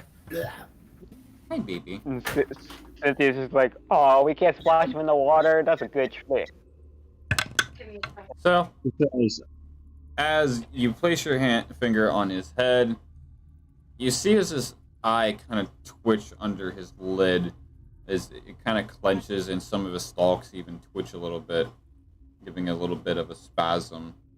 before he just jerks in, kind of just what would be backstepping, but kind of floats backwards, knocking into the wall behind him.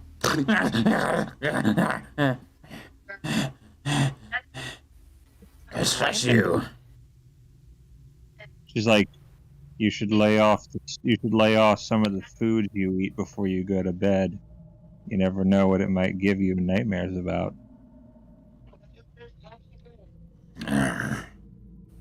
Well, what can I get going for you? She says, we're going to be heading out, but we need some information before we go. Do you know about anyone by the name of Drunga Gori? We're looking for him. Who doesn't? He's one of the more well-known traders and merchants here in this town. Where can we find him? Most typically, you can find him in his little stall that's just right behind the shop. Right behind the tavern. Big burly guy. Bit of a beard. Dark-skinned. Not drow. He's hard to miss. Alright, and she says, did you say part drow?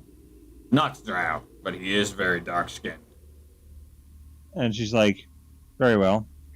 Gentlemen, lady. And Cynthia's just gonna, before he leaves, he's gonna like, you were asleep, so I poured myself a drink. But I'll pay for it, and he just goes into his pouch and just sets a gold coin down. He's like, nice having business with you, and just walks out. And she's like, by the way, Lavinia says, and she says, I'm very glad that, or I would be glad if I could feel that, but I'm pleased to know that this will pay a lot. We could use it. And she says, well then, shall we? We now know his location. Brown's gonna try to push himself up and just crack his back and twist his sword as he fixes his armor, just brushing off what dust he's collected, rolling his bedroll up and stuffing it in his knapsack before slinging it back over his shoulder. I'm ready whenever you assholes are. And she's like, Grubbery, are you ready for breakfast? Exactly what he said. Are you really asking? Not in the asshole. And she's like, now then. She's like, who's willing to lead the way?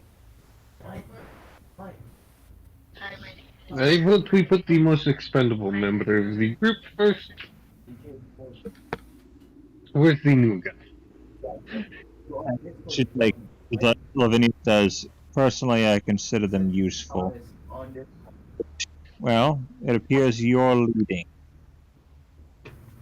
So, everyone wish to follow? Yeah. So wait, who's leading? You. Oh, Lavinia considers Greg the most expendable. No, Lavinia said that she thought Cynthius was useful. Cynthius isn't the new guy. Are you saying I should be the one leading, or at least Brynel would be? Brynel's not the new guy either, it's Braxton. Braxton joined after Lavinia and Brynel.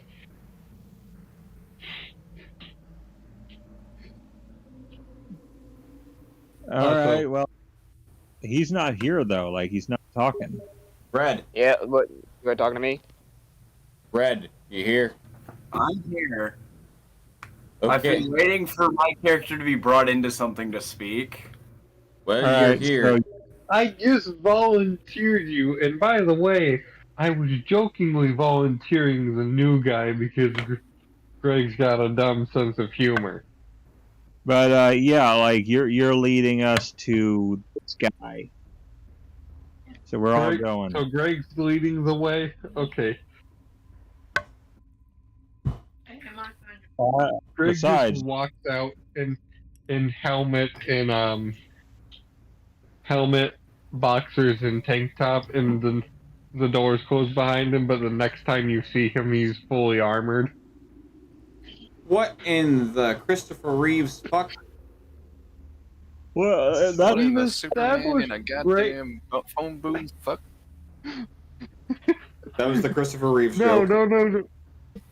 We've So, established that Greg is capable of putting on his armor at the same rate Simmons in Red versus Blue is capable of taking off his Spartan 5 or 4, I forget which, armor and that's putting like it back on, which is about 3.5 seconds. that's like this But scene. Greg's armor also can't be taken off if you're not Greg, unless you were the demons that took his armor off when Cynthius did that. That was that reminded me of like who here has seen anything of the Pokemon anime? Yeah. Yeah. A little bit. Oh god. Remember So the wait. scene? Remember the scene where Bianca's dad just pulls off his business suit and reveals like this battle outfit? Is he always wearing? No. So wait, you're telling me that Greg can combat power armor suit up? No, it's like Oh. he just pulls Pops off into his armor. it's like, is he always wearing that under there? I made this joke after I want to say it was around like episode After- 3 or 4. Yeah, you No, just- I made You're this joke after Cynthius took off his armor when you're they just- met. That Greg put his armor back on in like 3.5 seconds because that's the same speed at which Simmons does it, and I thought it was funny that Greg can just very quickly put on his armor at a speed that shouldn't be possible for a 45-year-old man. I am now imagining Greg just like doing a Clark Kent where he rips off a business suit and reveals he's in his boxers and nothing else, but then rips that off and is now in his armor. That's a TikTok transition right there. He takes off his armor and has on another boxer and tank top. Yeah. Hey, no, this is now what this is. Like, let me just do this. Like, this is now what this is. I put it in campaign conversation so you know what this is. Oh, Jesus Christ. Yeah.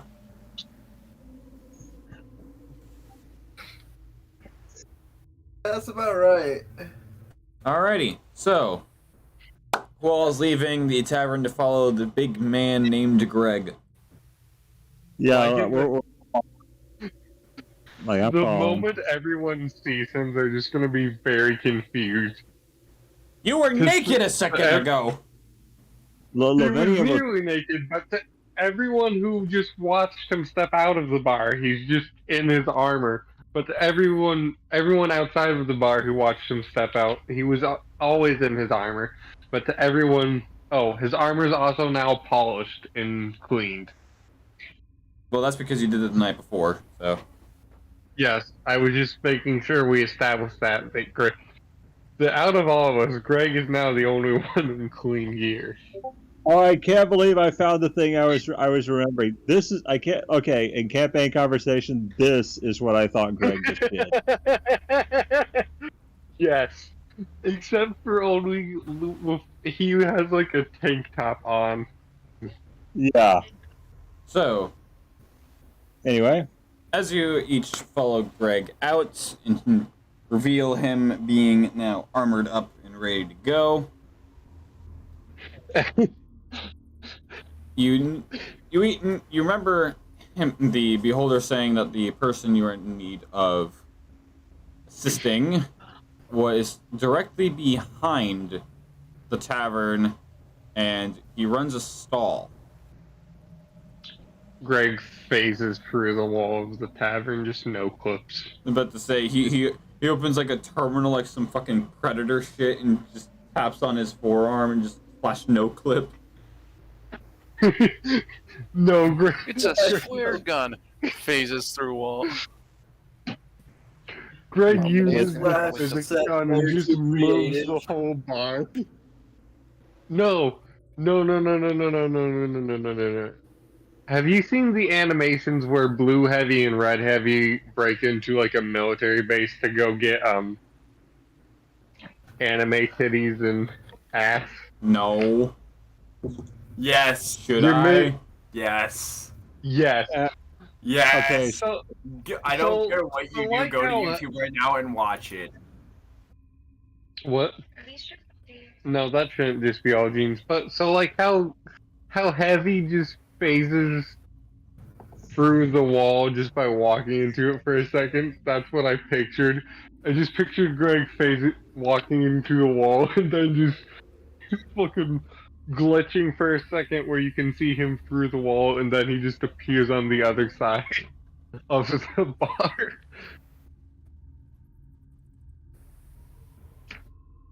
Moving to the back of this. So, Alright, so where you Greg guys just walks around the bar so like a normal person. as you each follow Greg behind the bar, going into Yep. the alleyway that is where, Lavinia, you remember finding the first, what you thought to be a soul crystal, but turned out to be just a piece of onyx. As now, with everything being lit up and revealed to be an actual town with stalls and merchants and everything, you do see that that is a massive just onyx deposit that's kind of barred off. that probably now has a bubble on it. So, I'll have you all each roll me a perception check. Reinald got a 4 for rolling. I'm not even going to add his modifiers. I will go out of my Greg way got to a add the 16. modifier, right? Okay, so that is a Are you okay? 17 and perception is plus 8. So 24. yeah, so Lavinia's got this. Excuse me, ma'am. What is this floof nugget? Why did this just come out of your back? No, you are not allowed to What? eat it. I just brushed you. What? When you said something came out of your dog, I was very confused when you Yes, said a it was floof nugget. A floof nugget. A tribble? A floof nugget. Yeah, Tribble. What the fuck you mean a tribble? Oh, Have no, you wait. never seen Star Trek? Nope. Go watch all of the Next Generations, all of its movies, all of Deep Space Nine, all of Voyager, all of the original series, all of its movies, and then go wherever the fuck you want from there. How about Bears. no? How about There. Star Trek's actually really good? How about you check on my bios, Mr. Garrison? There's someone on the wing. Something. So, Hello, Shatner. William? Yes, who was famously Captain Kirk. You don't get to talk about him, though. You're refusing to watch Star Trek. More so because I don't have the time to. Oh Anyway, wait, he's refusing to watch Star Trek? Oh god, I might actually have to leave. Fuck. I didn't refuse. He said I need to watch basically everything in all of existence, and I'm like, no. It doesn't have to be in the course of a month. Just watch it over a year casually. You, Logical. Fucking You can do it in a week if you're sad enough. saddened. Jesus or Christ. if you're bored enough. All right. Anyway. Let the depression see where it takes you. Fascinating, Captain. Reinforcements have arrived.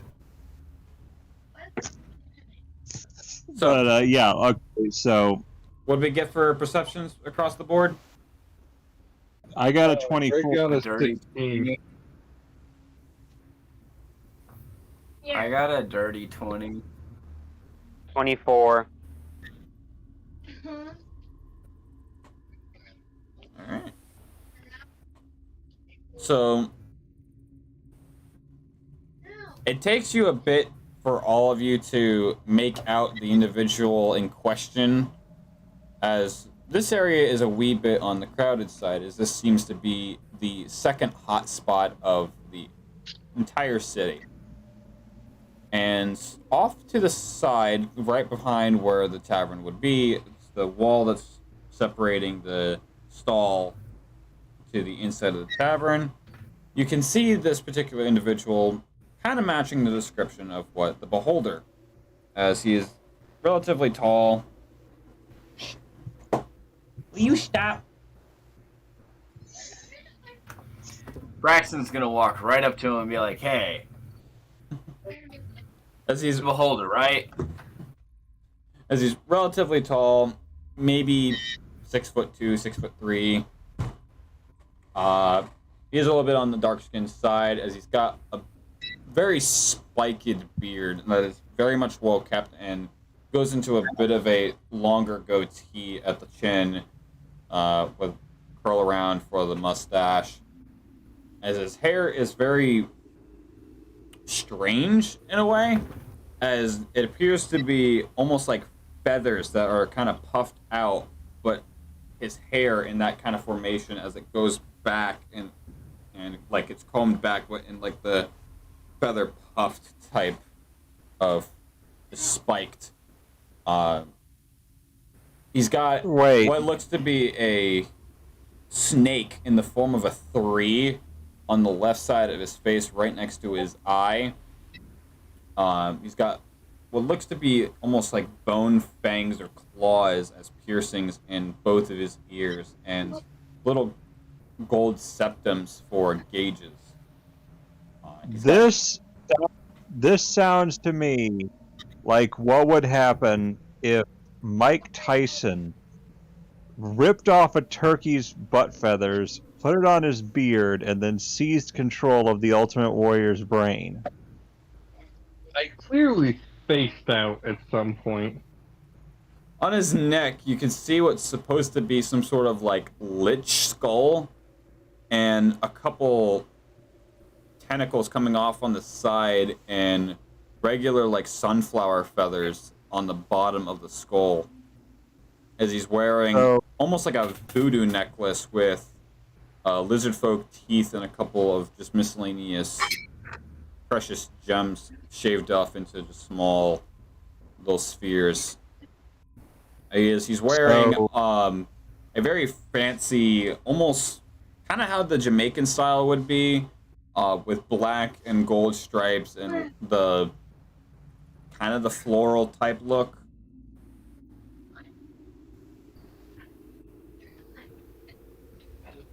So Lavinia walks up to him as well. It's like, I heard that you're having a traumatic problem. As this individual kind of holds a finger towards you as he finishes wrapping up the conversation with the customer he's having, he walks over and he claps his hand again. He's like, "So, you're the ones that are going to help me with this Chimera problem. Ah, it's about time someone comes over to help good old Gory. So, tell me, what type of special skills do you got?" As he kind of like just starts rubbing his hands together. What did he say? I caught the first part of what he said, but what did he say near the end there? I could understand that second part. So he kind of rubs his hands together. He's like, "So, tell me, what kind of special skills you all got?"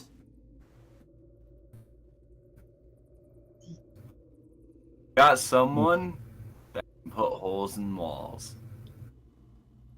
Well, she said, well, you mean specifications is what he said? What kind of special skills do you have? And she says, I'm very persuasive, and on top of that, I can make enemies disappear very quickly. I can assure you that I will be an invaluable asset to your quest. And, of course, I have a wide circle of friends. Cynthia just walks up with Coco, like, trying to be impaired on her shoulder, but failing miserably because of Dude, how big he is. It's a griffin. And it's just like, well, special skills is I'm a ranger, so I know how to hunt. And plus, I have my companion here who helps me along my tracks. Oh, Yeah.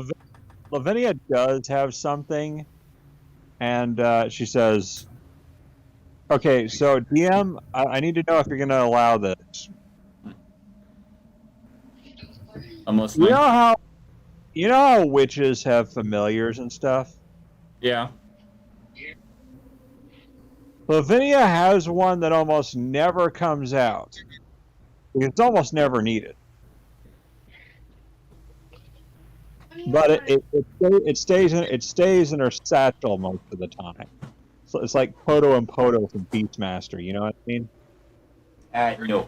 Walks up, wringing blood out of the cloth he used to polish his armor. It's like if you have a rat in your bag. You know, like it's Okay. not the kind of thing you. Well, hers is. Her familiar is something known as Brown Jenkin. That sounds bad. And she's, It but sounds you'll like know a when she. really angry spur. That, you know what? That sounds like it's a World at War term that. I mean, a WoW. No. It's a WoW term that, someone's really angry at someone and they just don't want to seem racist. No, this thing I'm looking at it is basically a rat with a monkey head. Well, it's a rat with a human-like face. Rat. In the house. Okay. So she said she'll bring that out if she has to. She'll bring it out when she has to find out where this chimera is because he can sniff it out. It really annoys me that you're saying chimera. What? It's chimera. It can be pronounced either way. I've seen different spellings of it. It's just what I'm used to. You going to bed? Love you. I like the Glockenspiel while you like the tuba. I'll visit Switzerland if you dig Aruba. Glockenspiel, tuba, Switzerland, Aruba. Let's call the whole thing off. No. So, this individual that you're all speaking to kind of gives you a bit of a concerned look as he looks around and just reads the party. Like, are you all some sort of adventuring party or someone in need of my services for mentally unstable? You know, man, And she's like, there's a lot of things that I've been able to fix. I don't know if I can fix this one. Can you fix insanity based on stirring an elder god? The criminally insane. Lavinia's like, No. My father literally helped take down an elder god. That is actually how grandfather died. Lavinia says, I'm well versed with the mad. So, but I can assure you, I can take this chimera down. With aid from the others, of course.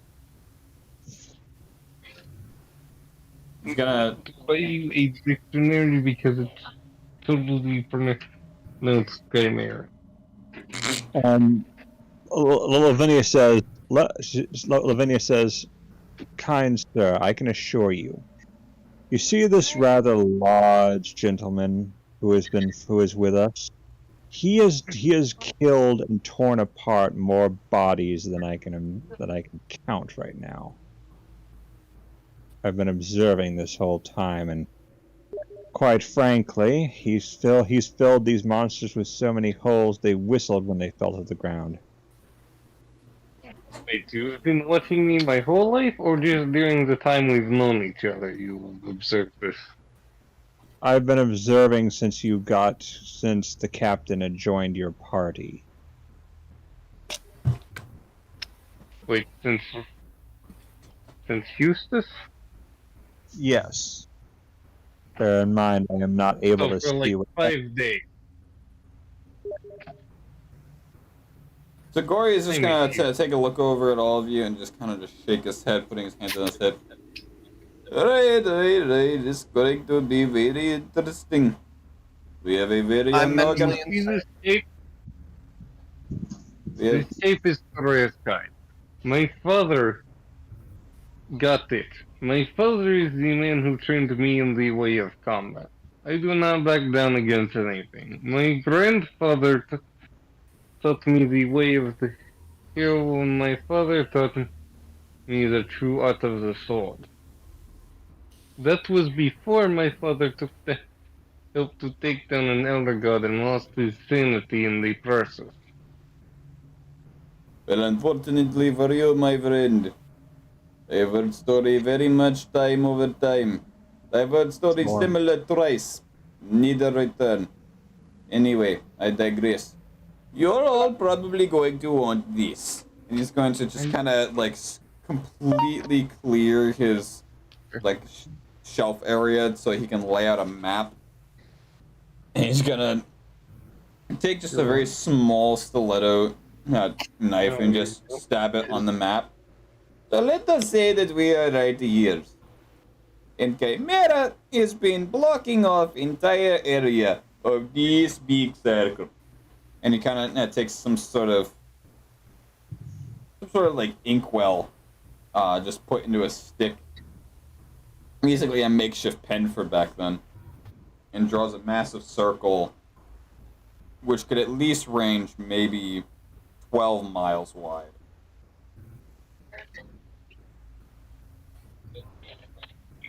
We have tried to have many adventurer and many hero and many volunteer tried to take care of this problem, but none have returned or heard from again.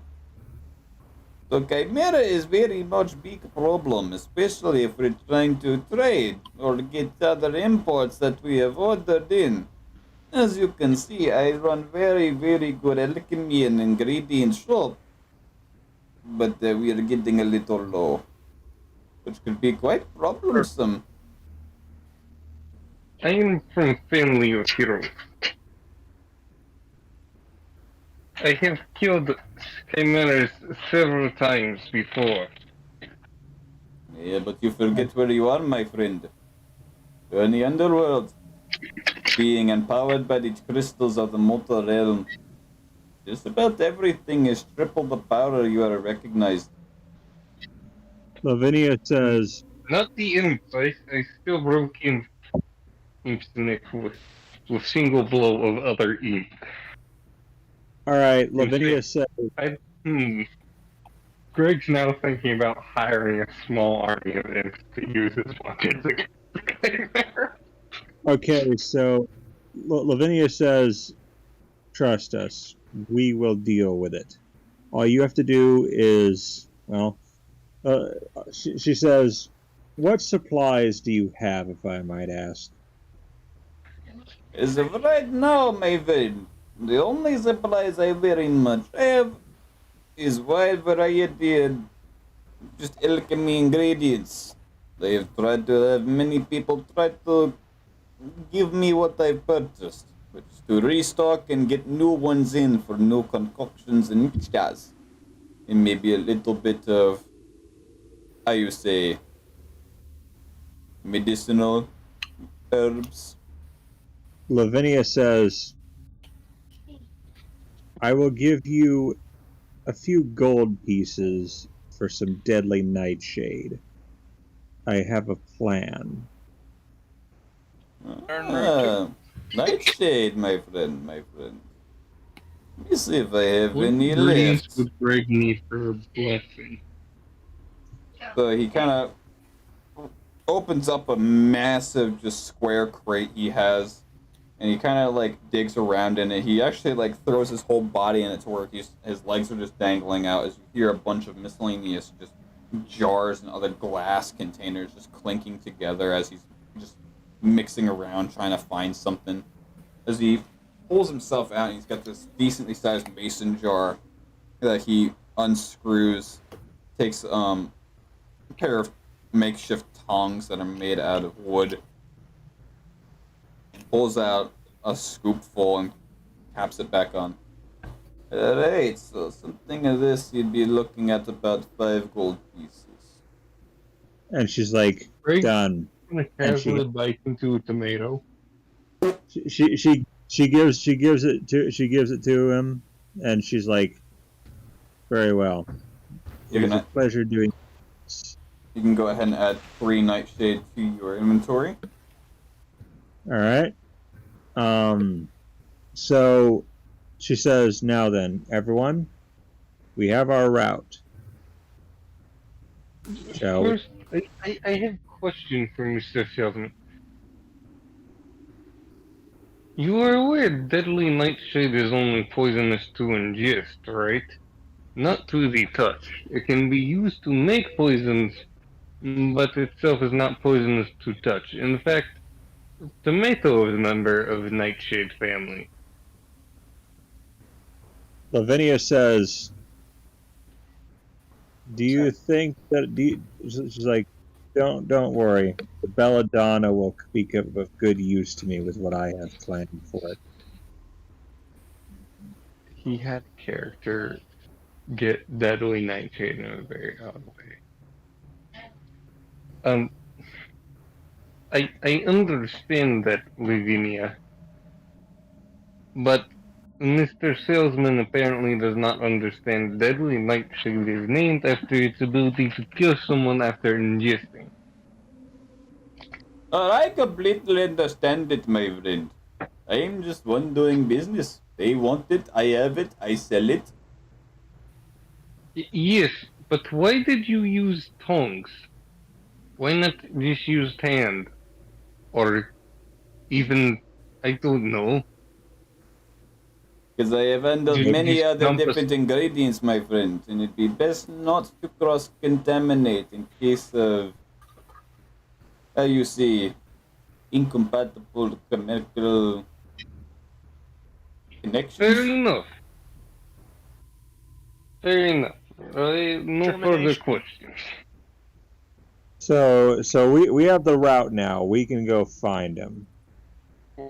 Cent- And yeah, just be Cynthia is warned, gonna- within this circle, he could be just about anywhere. You've seen him have attacked here, and he points to a far south area on the route. You've seen the attack way up here, and he points to a point that's in the northeast of the... And then there are times where you can't even get at the city border without having your head completely ripped off your shoulders and your body being taken off by a dragon head. Cynthia's just gonna look at the map. He's like, by any chance that there is a nest near that area? How in the bloody hell should I know, my friend? I just simply buy and sell. That'd be more of a question for those that actually take the trade routes. I have more important business here. Do you have And any he's associates who like, take the routes here currently in town? he's like, cause he's like, by this map, cause I've hunt there a few times, but I may be wrong, but I think the nest is right here, and he points to an area on the map. He's like, that's like more not secluded, but more heavily forested and has more coverage, cause he's like, well, cause with the chimera, one part's a line. So with my knowledge, I think he's going to be hiding in this area because of him trying to pounce on the prey, stalking. Again, my friend, I don't take the trade routes. I simply place order. I simply take order. I do business here on street. And it allows me to at least take home a fair amount of coin. Live comfortably. Comfortable enough to do as I please with my own product. Braxton walks over to him. Yeah. Well, don't worry. We'll get this chimera taken care of so you can have more gold to take home and actually have some food on the table. My friend, you don't need food on table when you can simply drink something that negates your hunger. I understand. Well, we'll be on our way. And he takes the map that he kind of drew and just rolls it up and sets it under one of his tables, crates up and locks up the crate and he had opened up for the nightshade. Oh, and one more thing. I've been doing this all the time, so I might as well with you. Here, take these. As he kind of just reaches under the table and just clunks out in front of you guys each a potion of major healing. Alright. This is one like- might come in. This might come in useful. So each of one for each I now of have 30. you. Just one for each of you. No, I meant Greg already had some. Right, I but think you I have a half a full, this one. One major potion. Eat it, you know? We each got what? a major healing Major. potion. Yeah, it's better to have that thing and not need it than need it and not have it.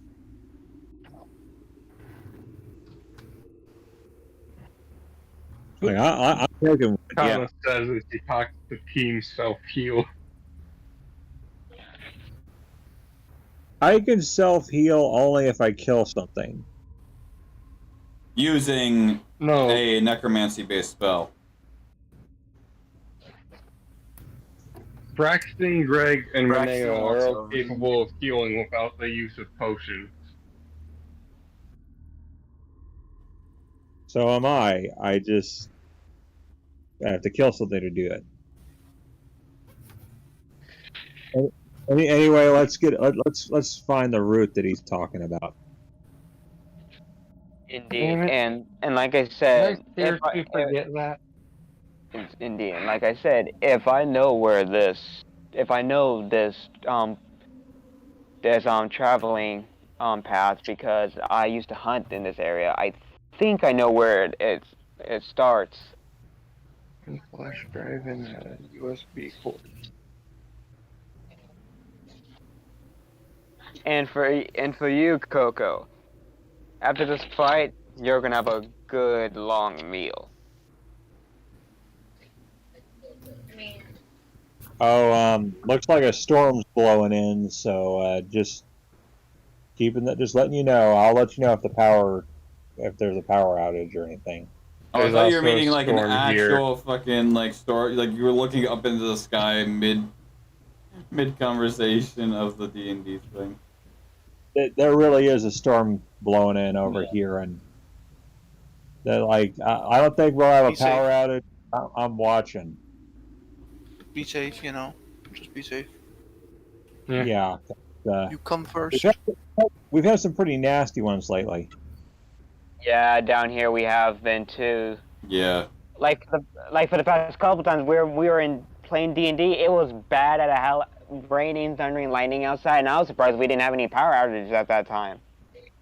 Yeah, well, I just the other day, like one came in with some radical lightning.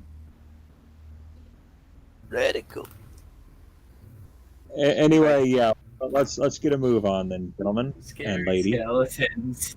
Yeah, like I was saying with Coco, like telling Coco that this is gonna be a long fight, and after that, you're gonna treat yourself to a nice meal.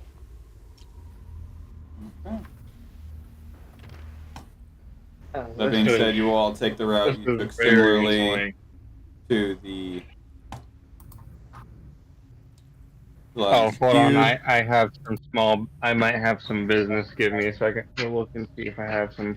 I got the work here. Good. That's good. Some business.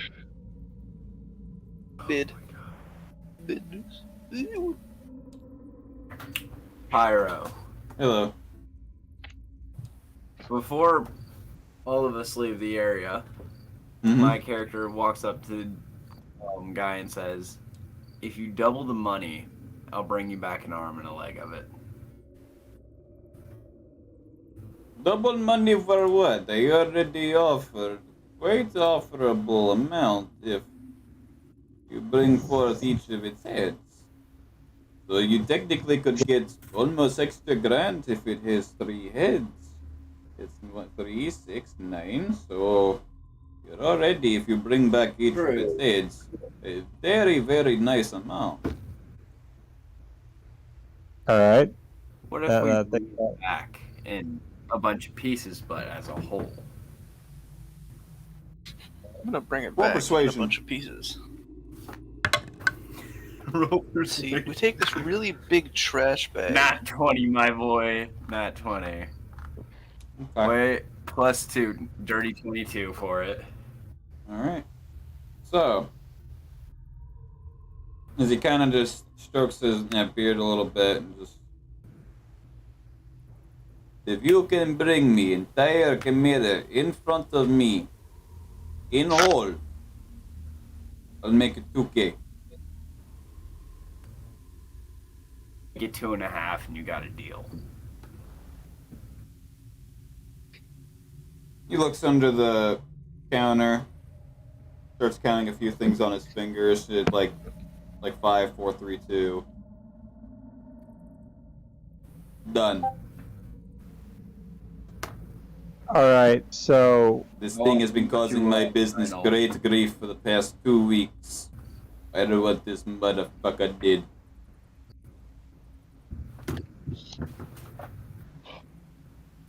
okay, so It will be dead, and also it'll be a nice new rug. Meanwhile, the grubber's like, motherfucker, that means I don't get lunch! yeah, you know that he has to eat that, right? You gotta No, leave he does not. I have We an get more money, have an Lavinia. I don't care how since he's like, I don't care how this works. I just need the cash. like, So do I, Lavinia. I walk back over to the group real You quick. want us to be more colorful so we can help you get more corpses for the Grubberly, don't you? Then perhaps the Grubberly will go hungry for one night. and she's like, fine. Grubbery, My character walks back over real quick. how do you I have an feel? idea. She's like, Grubbery, how do you feel about the possibility of a 5-course banquet? I'm listening. Again, what do I need to bless a weapon? I believe that small ass dudes. Holy I got water and a small ass priest. dudes, I've got medium ass dudes, I've got large ass dudes, I got big ass dudes. okay, so What? My token bags. So I just need holy water to make a weapon bless. Essentially. In What real if I life, want you'd to need make the to blade have permanently abundance of blessed holy so it water. deals like radiant damage against That would be an Um, enchantment. demonic entities? How That- do I enchant a blade to be blessed? You need an artificer of some shape. Typically. all right. So Lavinia at this point, Alright. Lavinia at this point says, "All right, Let's find this chimera. And she reaches into her bag and she's like, you can come out now. This is where she actually pulls out Brown Jenkins in order to have him try to sniff out where this chimera's been, where he might be. And Brown Jenkins, well, the DM saw it. It's basically a rat with a human-like face. Brown Jenkins sounds really racist. I'm just saying what it's called in the story Dreams in the Witch House. Oh my god, what the... Yes, Why H.P. is my Lovecraft, Discord a freaking notorious out? racist. Hey, So, I know that his work has some unsavory friggin' stuff. No, I know. he's actually racist. Yeah, I know he is. That's what I'm trying to allude to that without actually having to, because it's bothersome. But the point is that that's what his monster is called, and that's what I have to call it. I don't see a problem unless it goes into really, really uncomfortable territory. I think that's just what it's I mean, called. fair enough. At least it's not one specific monster I can think of. Yeah, so that's what it's called, Brown I Jenkins. think, Kana, Yeah. you know the one that specifically only eats a certain race of people because Lovecraft's a fucking weirdo? Depends. I'm still reading a lot of his work. Shub. Oh, yeah. The word I Yeah. actually pronounce. Yeah, I no, actually if I said the true name of it, we'd get kicked off Yeah, of YouTube. I actually came up with a way to say his name without actually I do use a different pronunciation of that thing's name. Never fear, What is that medic is here. pronunciation? I just call it Shub. I heard shoot. That's still pretty close. But I don't do it. But let's just call it Shub and be done with it. So as soon as your creature gets removed from the bag and you set it down on the ground, it immediately starts kind of like hissing and curling up like a cat, immediately letting off the presence of you are not alone immediately. Hey, like my dad. And Lavinia says, draw your sword, gentlemen and lady. I have you all make me a perception check. Where's my dice? 19 plus 4, I think it was, so that's 23? Yeah. 20. Look, I think it's going to be 28. So I got yeah. a 15. It's 28. Roll 19. Holy For crap! That's initiative? as high as... Oh no, then for perception, my bad. I'm thinking of something else. Did you ask The me fuck? if Greg got a 15 for initiative? Alright, so 7. oof. Greg? Greg got a 15. I got a gosh dang 28. Okay. Braxton? Darn. 19. Okay. So as you all draw your blades and get in some sort of defensive stance, you can all detect right in front of you a fair decent amount of various creatures. To those that rolled a 17 or higher, you can see numerous upon numerous zombies and a couple twig blights. And you, Lavinia, can detect this goth in the background. And Lavinia What's says, the closest thing to me that's people? The closest thing to the party would be this one, this little zombie. Lavinia says, "Oh, grubbery. It would appear that we have that 5-course meal I promised." What's the closest thing to Greg? That'd be this one right here. How And many feet? It'd be give or take. About give or take 50 feet.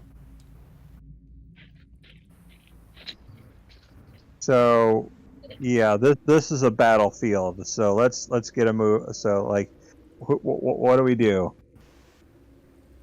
We can either Greg fight moves all 20 these, feet forward. or Alright, It's just like we one can at a eat- fucking time. Okay. Damn. we can either fight Hear this, me out on fight all this, or the Grubbery can have his 5-course meal, and we don't have to worry about it, and we can save our energy for the Chimera. Problem with that is the Hey. fucker can't really fight. She's like, don't be I have so. a better idea. She's like, Grubbery, all the components that I've given you, every meal. What say you if you empty your stomach now, use them to your advantage, and fill your stomach again with all these lovely ingredients? DM, this is something that this is essentially like emptying all the components that the Grubbery has gotten. So it's kind of like it's like when you shoot a cannon, you have to reload your cannon. You know. Yeah. I was thinking Well, something along the lines. I find it.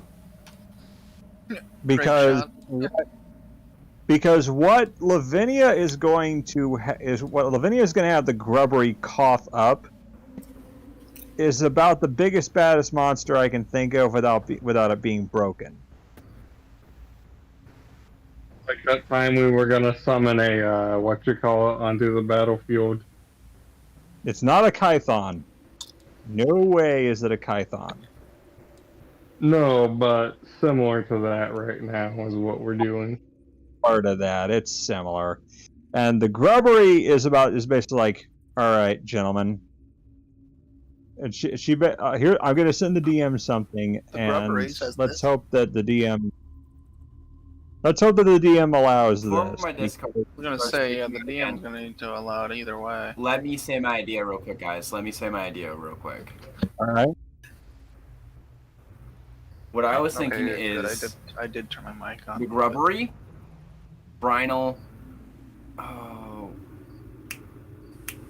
and I Oh can't no, I remember the accidentally one person's made name. the playlist. But it's the one that Cynthia. plays with Greg most of the time. Not Cynthia, the other one. It spits out Cynthia. Because you got Greg, Well, we could send Cynthia with them. Because you got Greg, you got Lavinia, Minea, Brynel, Cynthia, and yourself. Minea, that's what I'm thinking of. We take that group, send them to the right of where we're standing. We take the rest and send them to the left.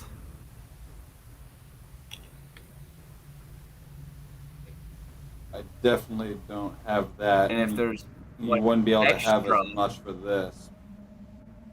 Yes, sir. So what I was going along the lines with is just a bone golem. I have an idea.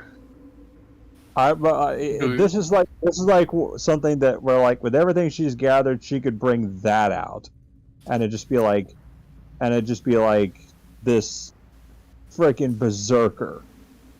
Yeah, with the challenge rating it's got and just the sheer size of it, it's not gonna be able to. He would have to feast, like, keep what he has now, and keep feasting all of this times 20. Okay, so I'll save that one for later. That's what I was saying. Like right now, the best he could do it, he could go for a bone golem. All right, let's go with An that. idea. Oh yeah, bone golem time. Let's go. And with everything that he kills, he's going to eat it. Right. Greg's going to move up 20 feet. In any direction, or just forward? To the nearest enemy. The one that's 50 feet away. There you go. Lavinia and the Grubbery are also going to move forward. Alright. We're gonna have a fun time here. I need whatever the nearest enemy is to make me a charisma saving throw. That is a 7. That doesn't beat it regardless of whatever my thing is. I think it's a 14. Hold on a second. So, give me a second. I just want to make sure that doesn't beat it. So I'll say, damn it! How do I still not have that written down? Didn't we figure it out last time? I'm pretty sure. It should be 14, right? Because it's 8 plus Your charisma plus pro your- bonus. Yep. Okay, yeah, it's 14.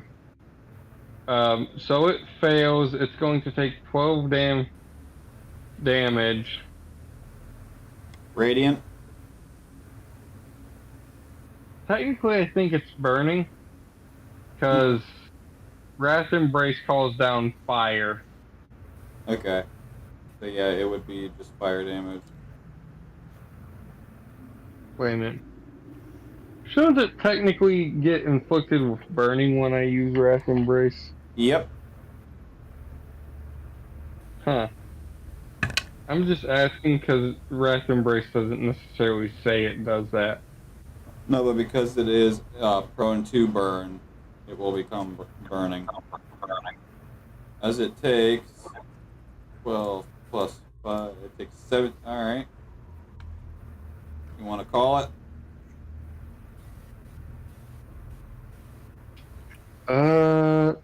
Head. Heads. How do you want to do this? Greg sneezes in its direction and it just turns to dust. Dust to dust, ashes to ashes, nerd. So as you start to approach it, you let out a sneeze and flick your great sword at it as a literal pillar of just straight fire just comes crashing down from the sky and just right into the zombie as it just immediately turns into an ash pile on the ground. Lavinia is going to walk as close as she can to the nearest zombie. I think Greg's gonna continue doing this until it fails. Alright, would anyone else like to push up? Cynthia's and Coco's gonna flank to the right, to the zombie to the right. Your right or my right? My right. Okay. So you're following Lavinia? He'd be following No. Greg. No. Behind the other, behind that tree towards the zombie up there. Yes. So, yeah, Lavinia's... And well, I'll let you. Let me see. Yeah, I'll let you do your stuff first, Lavinia. Alright, Lavinia is getting close to the nearest zombie. And, like, how close can she get to it? That's about as close as you're gonna get for now. So, is she in range to cast anything at it? You're about 35 feet from it. Is that Depends on enough? what you're casting. Yeah, I was gonna say that depends on what you're casting. It depends on what you're casting. Let's see. So,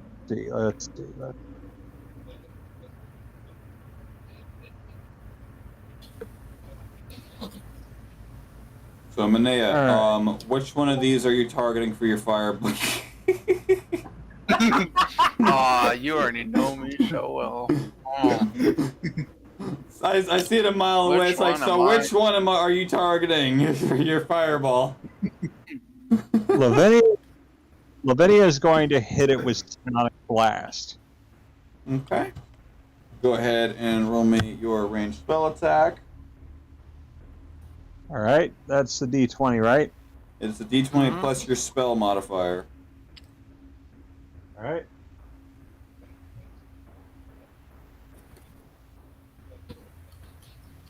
Okay, 13. Sorry if you guys can hear a fan going. I have my heater pointed at me because it is currently 42 degrees in my room. God damn! It's currently 62 in my room. So 13 plus 8. Alright, so that is a 21. Certainly hits. Go ahead and roll out your damage. What's Why is not Michigan Buskin? so cold? That's the D4s, right? It should say on the actual spell itself. Give me one moment.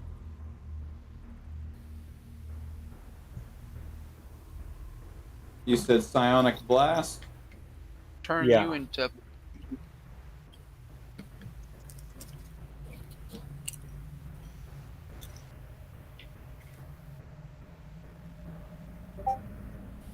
Also, oh yeah, it's D8s.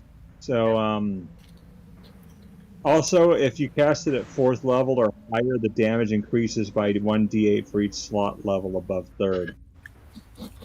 Mm-hmm. And what level am I right now, just in case? You should be 7. Well, it doesn't. Alright. It doesn't matter what your level is. It all depends on what spell slot you gain. Alright, you unleash a destructive wave of mental power within a 30-foot cone. Oh wait. Each creature... Your rules determine what spell slot you can use. Yeah, Let's just go one spell slot So now. you'd have to push up just a little bit closer for you to actually be able to reach this one. Each creature in the area must make a dexterity saving throw. Hey, that sounds like what I'm gonna do. Yeah, that definitely fails.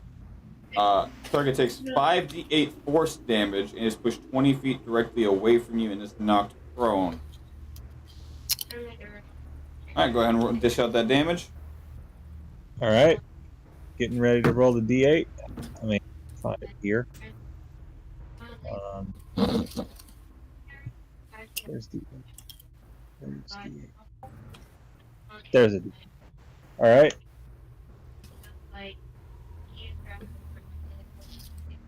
8. I think it was an 8. Yeah, it's an 8. So 2 8s. Yeah. Okay.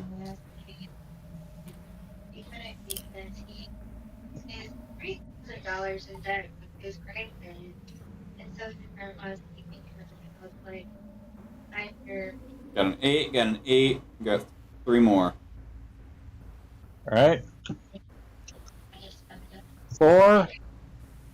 nothing to anyone, but I have people that care about me.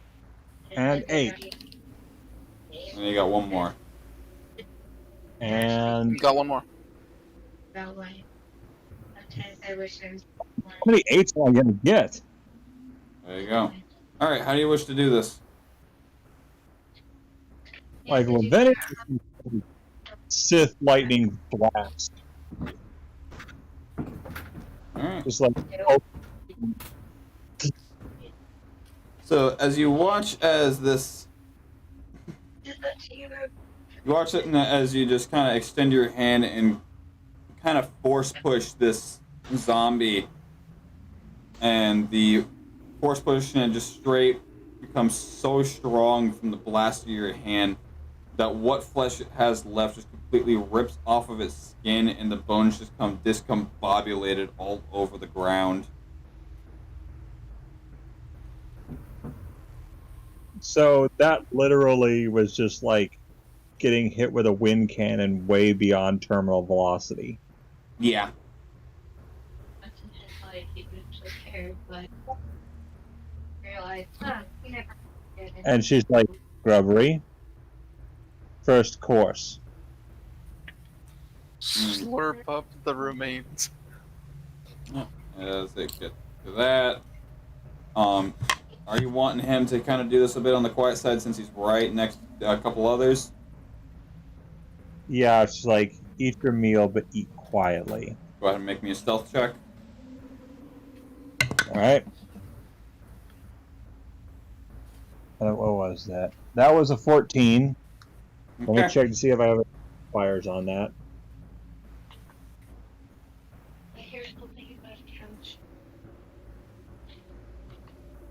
There's a 14. Let's see. Okay.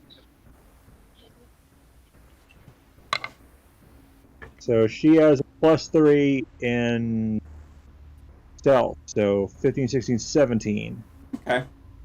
So he kind of gives you a little low, fresh eye grumble before walking over it, and just his bone golem form kind of just warps a little bit to just straight scoop up and merge this discombobulated zombie into himself. With that being said, Minea.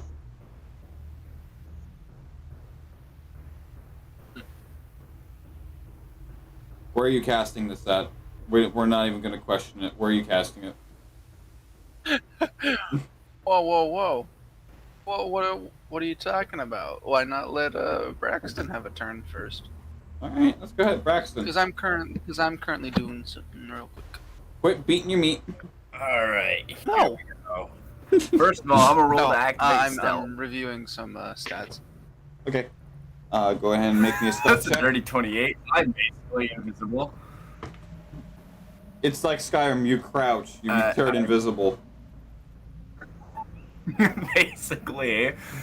And then, okay, where are we at? Where am I at on this map currently? You are right here. I'm going to charge into the woods. Which Well, way? Is it just me, stealthing. or can anyone else not hear? Him? Uh, Can't hear, bro. I'm gonna go to the right of me. Okay. And I'm gonna just keep going that way until I find something to sneak up on and kill. That would be this one right here. with Cynthia's, he's gonna shoot his crossbow at that zombie that's in front of him. Okay. Go ahead and make me a ranged attack. Let me go downstairs because I'm in the middle of making my drink. That would be a 17. Plus your dex. That's why I'm trying to pull up because I'm on my phone. 17 plus 2, so 19. Go ahead and roll out your damage. And my crossbow takes what? A D4? No, D8.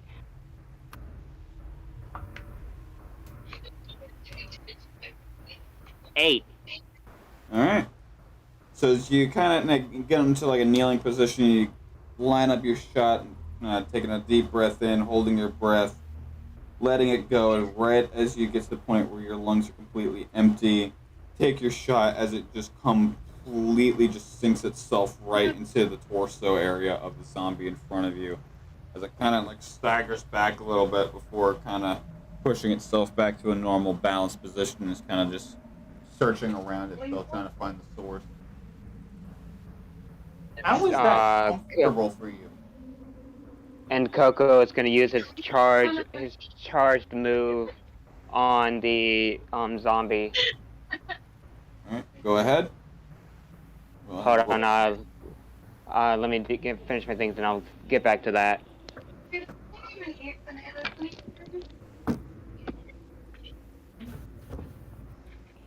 I may have figured out how to contain the heat from my heater in a specific area.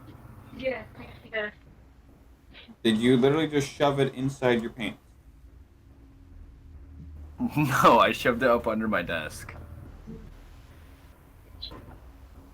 And I currently have my body blocking the hole with a blanket over top of me. But if I don't want to, Okay.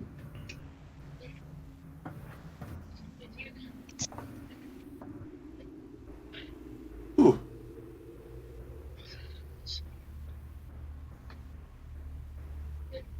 Alright, Stetson, what'd you roll for Coco's charge? Annoying. Stetson went to go make a protein shake or something. He doesn't drink those. He made tea. Probably. I'm trying to get him to make a protein shake, but... Alright, so Minea, while we're waiting on him, where are you fireballing? I'm actually not going to fireball this time. Oh, you're going to Thunderbolt. No. Fool.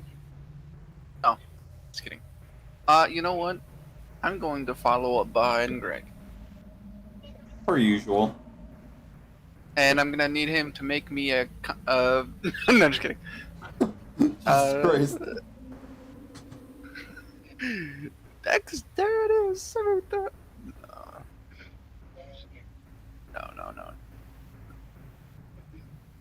No. Ooh, I just checked and the lightning is just lighting up the sky right now.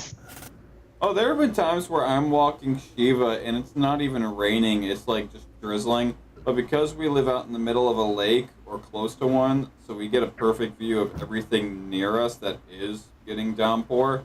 And the number of times where I've been downright flashbanged because the lightning is just that bright and I'm literally just white blind for a solid 2 seconds. Well, you ever seen it when it's like, when you know it's far away, but you can hear the rumbles in the distance and the lightning is just getting freaking amazing? Yeah. Or when it's so powerful it shakes your whole damn house. Well, the rumbles are in the distance. I can hear them, but they're getting closer and the lightning is getting fierce. There's been times where I've heard the rumble So, I don't before know I've how seen the bad- light.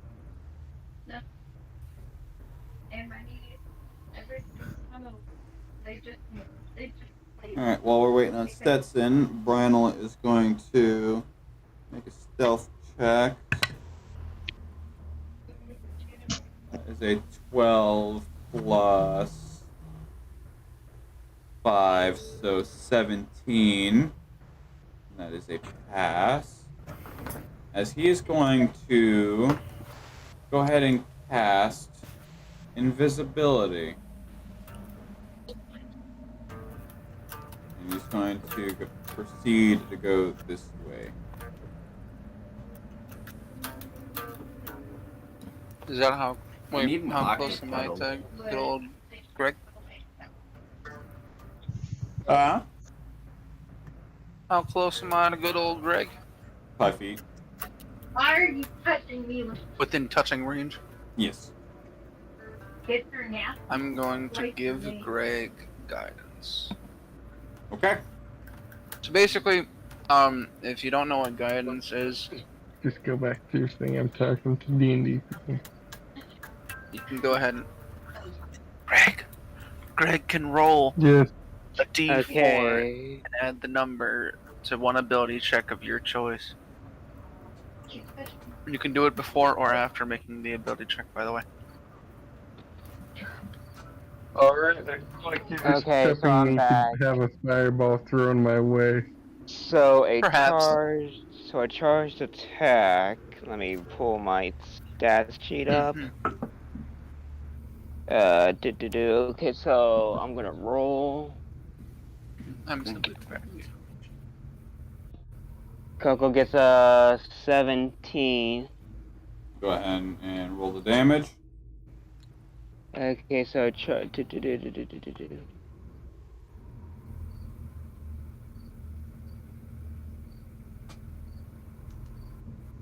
the mod.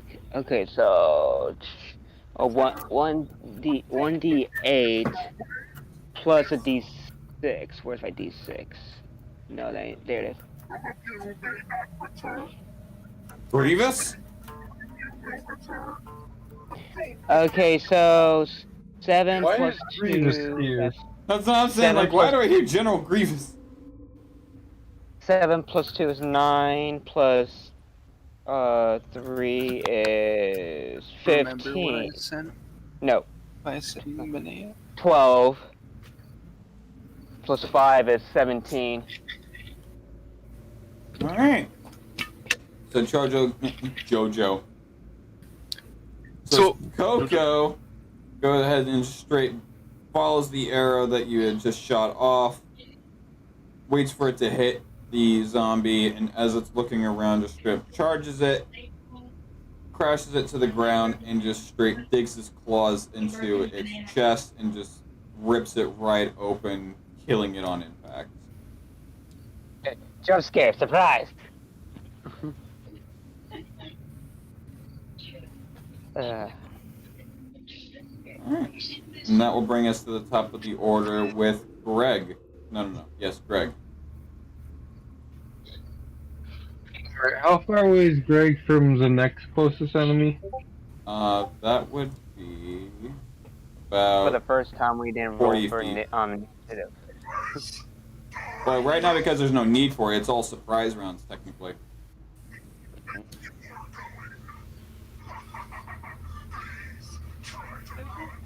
General Grievous, go away! How Hello close there. is Greg to General Grievous?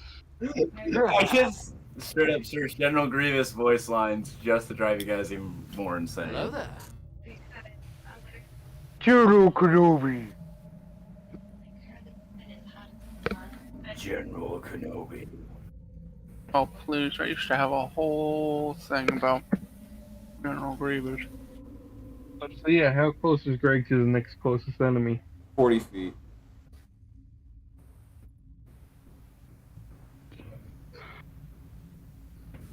Alright.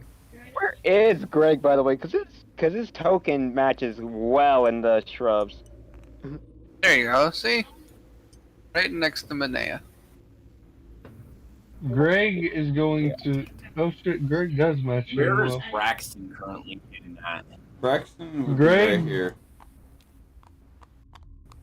Braxton is currently invisible in a bush. Yeah, he is Fortnite Greg is walking going- with a bush. Greg is going Manea to is visible move up behind Greg. Okay. 30 hold up. feet.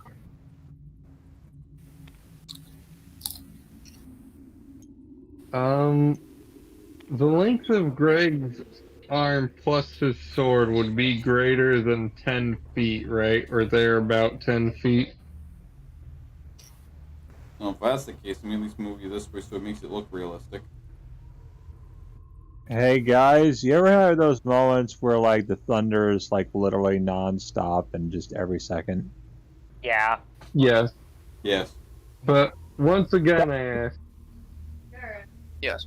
Greg's arm plus sword, since Greg's about 8 feet tall, so his arm's about 4-ish, 3-4-ish feet long, somewhere in between that. I think, how long are his swords? I just realized we've never actually established how long a greatsword is, or at least I don't think we've mentioned it very often. I think a great sword is about three. Classic no, greatsword, not for three. example, is 1.75 meters in size.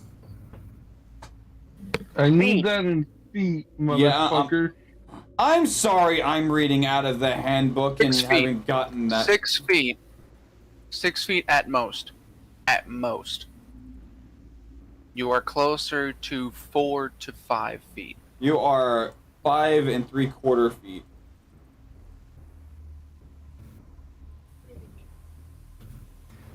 Braxton has 2 great swords. Can we combine 2 great swords to make a greater sword? I mean, with the logic of Greater sword. with the logic of skateboarding, if you do a big spin and do one more spin on it, it's considered a bigger spin. So, are you telling me we could actually, Or if we wrap the blade of a great sword around Block it. the hilt of another great sword, it'll be an even longer great sword. A major sword? block on I'm not looking for the. So. Wait, so great I swords are feel about like at that point 5 it's just feet long? considered a long They're 5 sword. 3/4 feet. That's shorter than I thought. I thought Greg's swords were like 6 feet. At most. At Avada most. Kedavra. At most, they're Considering Greg's big, his swords are probably 6 feet. So the noble's swords might be a little bit So- bigger than What? Greg's It's sword. out! So quite literally, the blade itself is 5 feet long. Okay, so if Greg holds it from from just about the pommel, would the length of his arm plus the sword add up to about 10 feet? It would be roughly about 7 to 8 feet without having to do it with disadvantage. Just because okay, you would, what if mostly Greg- because you don't have the reach feat. What if Greg ties his sword to one of his other swords? sword chucks. No. Like he ties wanna make the a two greater hilts sword? together. Nunchucks. No, I want to tie the hilts together for a moment so I can do something stupid. Oh my god! So you're making a major sword. Or are you doing a Shut Darth up. Maul? It physically it would look more like a Darth Maul, but this is only temporary. Okay, I want to tie the swords Remember to together. smack them in Hold the it by forehead with the the- middle of your Hold swords. it by the end of one. Hold it by the blade end of one sword, pointing at a zombie.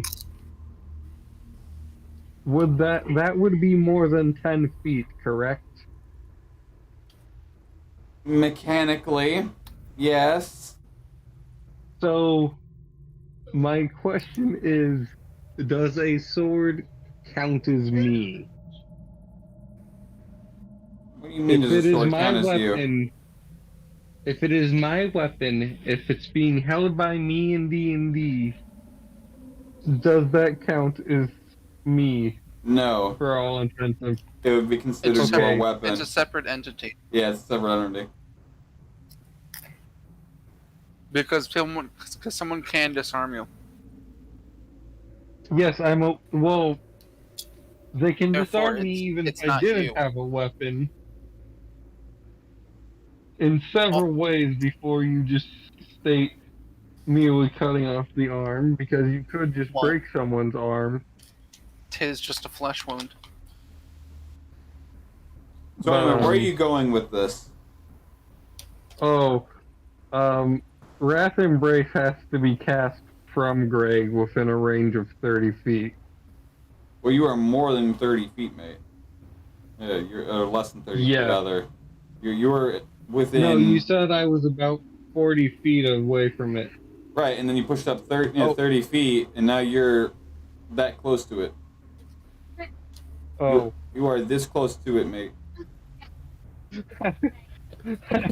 I misinterpreted. That's you. Greg is going to cast Wrath Embrace. Okay. Nat one. Damn. So, once again, Oh. from the pillars Burning. of straits, just raining fire pillars, as another one is summoned from the sky and just straight slammed down into this zombie like an ion cannon, and it's just flash of light in front of you as you kind of shield your eyes from the pure just light of the flame. As you look back, it's just nothing but an ash pile on the ground. How close is the next closest zombie or enemy? That would be that wrong tool. Immolated. 20. Charisma saving throw. Wisdom saving throw. Okay. Charisma saving throw. I'm a paladin. Charisma.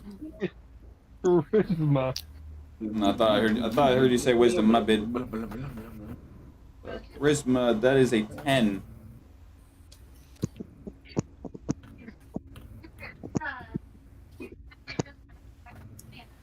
I looked at your sister and was like, what are you? Fire pillar raining down upon it. All right. and due to the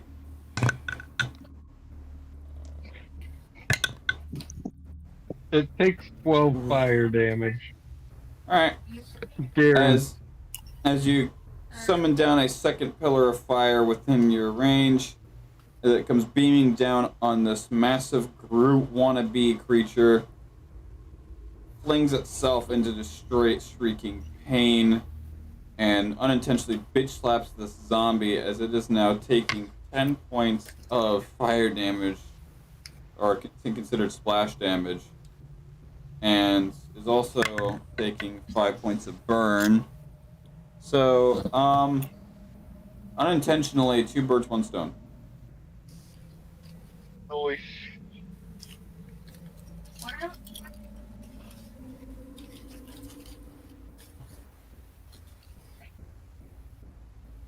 Uh, Alright, that makes our next lead up to be Cynthius. Can I do okay. anything? I apologize if you heard me say it's blocked to block because I just seen the final seconds of the game I was watching, and my team won by a block. So so my goal, Cynthia's and Coco's goal is try to sneak around to get to the big guy that's in the center. Okay. So the only thing that's in our way is the 2 zombies right in front of his Coco. So Technically 3, because this thing could always flank you. 3. There's one in the back. True. Yeah, 3. True. Dark Souls third backstab, one. you die. Actually, there's even more if you look further on. There's another 5 that I can see. Well, depending on their line of sight. True. There's that. You can be really right in front of them, and they'll just stare at you like, hi. But See, that's what I do with Fireball. so with Cynthia's, he's gonna charge up. Let's see.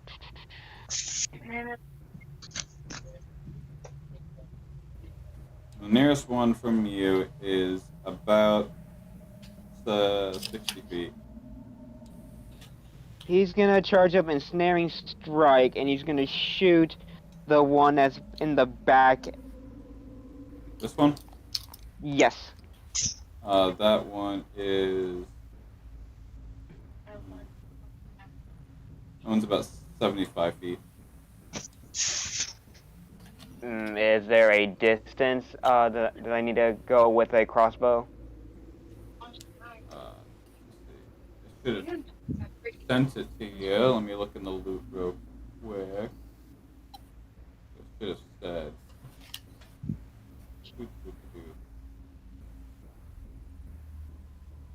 I'm a very strict people. Let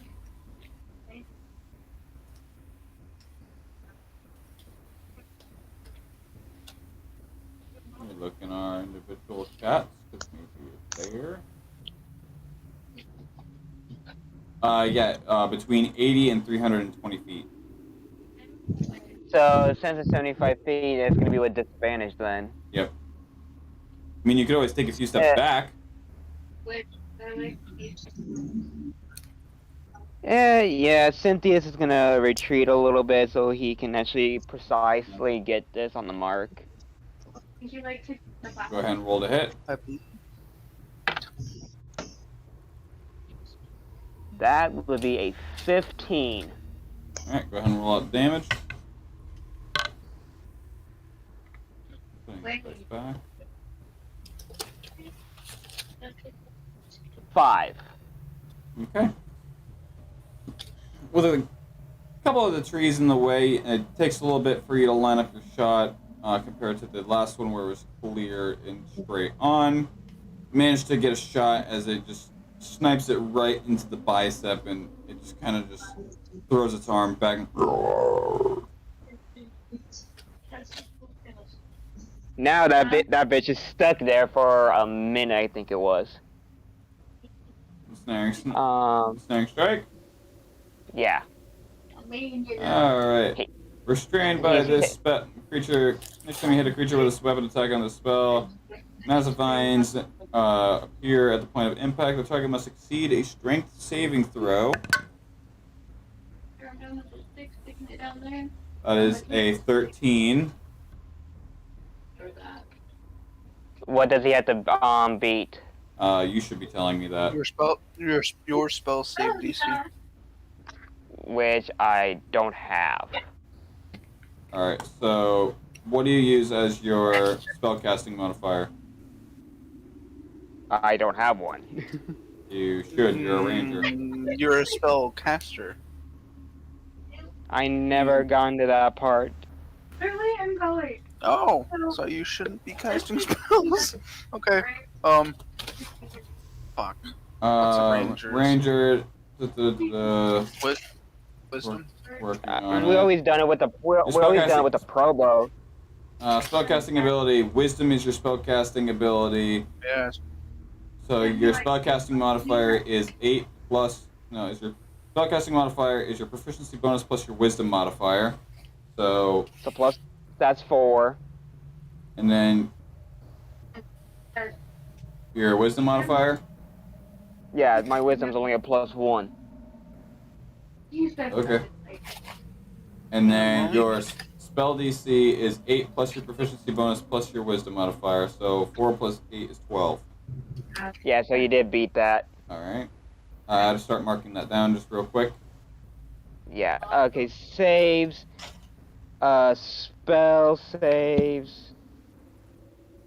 8 plus wisdom. Mod plus proficiency bonus.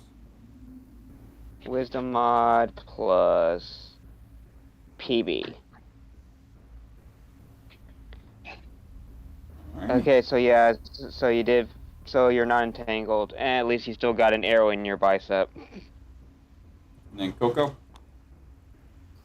Coco is, to be honest, I wish there was a lot more I could do with him, except just a maul and attack with him, but that's basically the only thing I can do.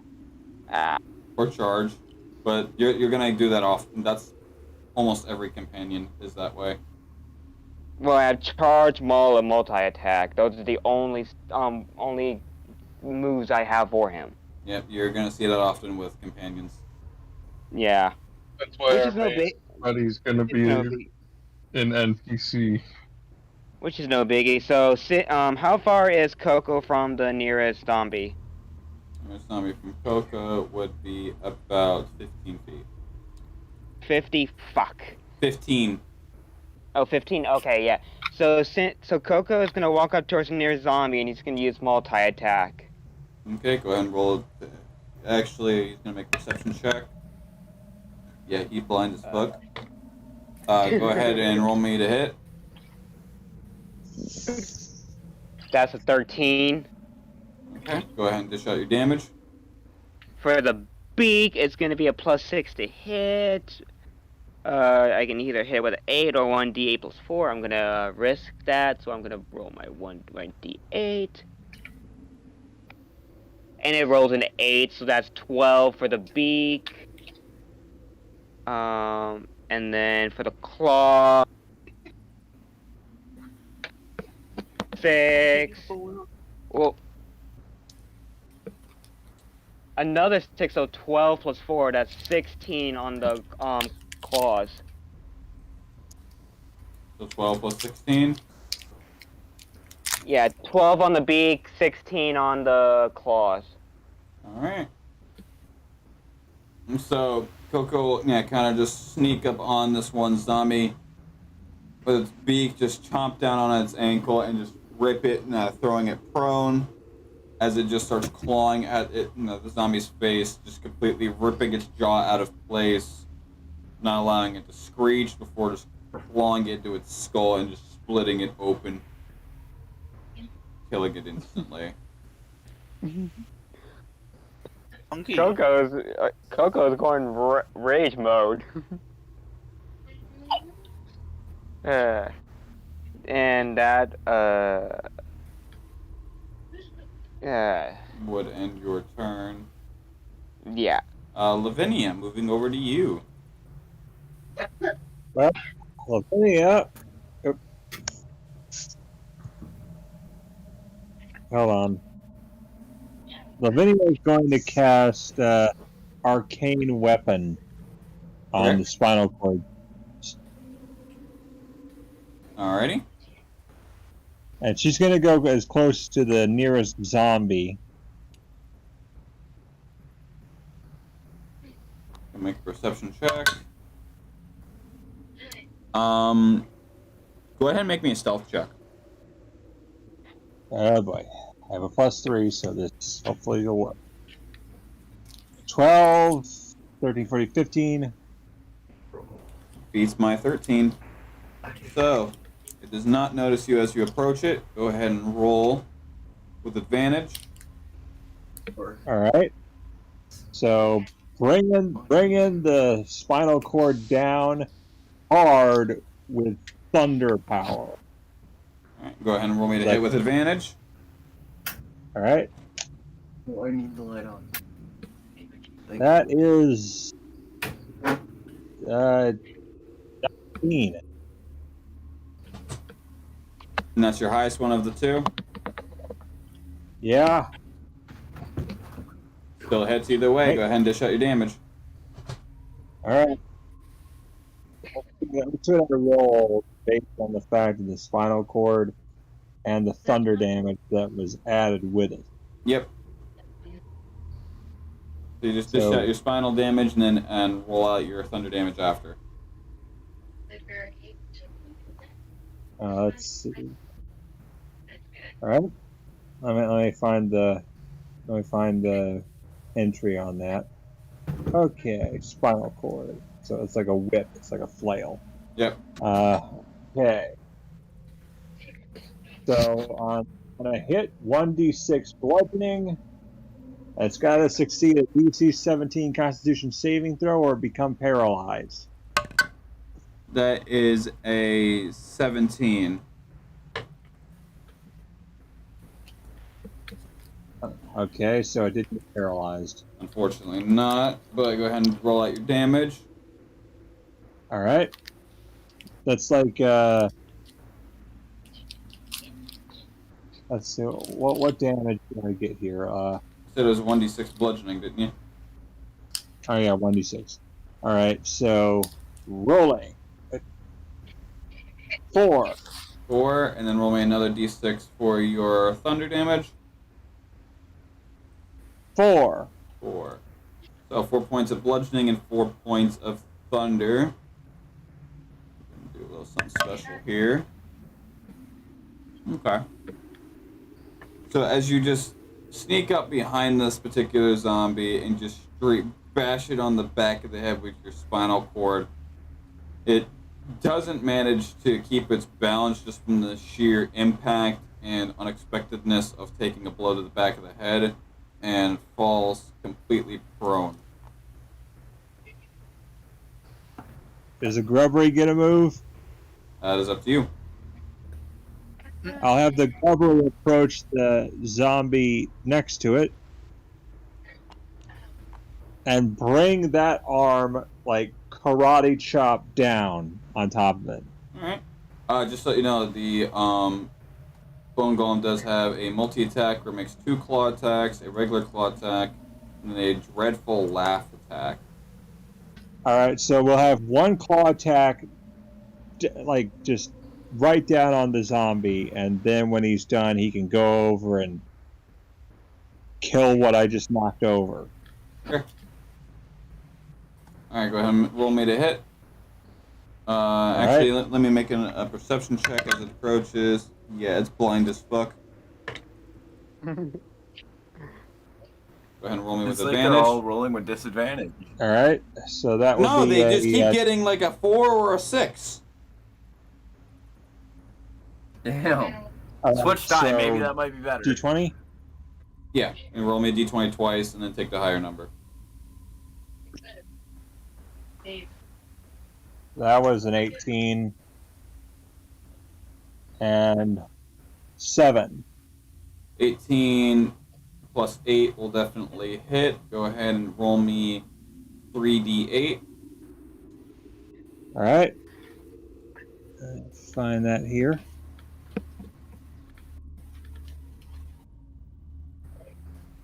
There it is. 3d8, you said? Yep. 6, 3, Sorry. 7. Plus 4. How do you want to do this? Oh, like he's gonna use as much force as he has behind him on this. All right. Just like a hot knife through butter.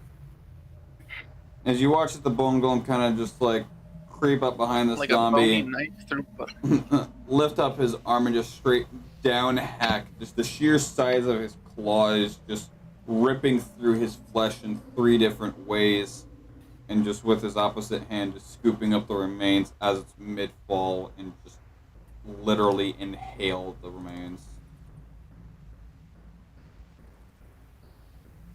And now he's got to Like kill a what I. hammer through a soft spot on a person. Go ahead and make me a roll. All right, rolling. 13. Go ahead and roll me the 3d8 one more time. Got it. 7. Like a shovel on a health inspector's head. How much? 6. So 7, 3, 6. Plus 4. So, Nice SpongeBob reference, Sean. Thank you. as in the bone golem sees as this thing is on its back just from the sheer shock, he's going to just Suck. kneel down and just stab his hand into the back, grabbing a literal hold of the spinal cord and just bringing it up and just slamming it down to killing it on impact before just devouring it. And with that, we can't move, can we? You've already used up your movement for the turn, unfortunately. All right. Well, if that's the case, no spells either. You can still cast spells if you're in reach. Well, I see 2 zombies. That would depend if you're able to cast them as bonus actions and not main actions. Did you already cast a spell? No, but they have both attacked. Okay. So they both All right. they both used up their main action, so they've only got bonus actions left. Well, let me check here.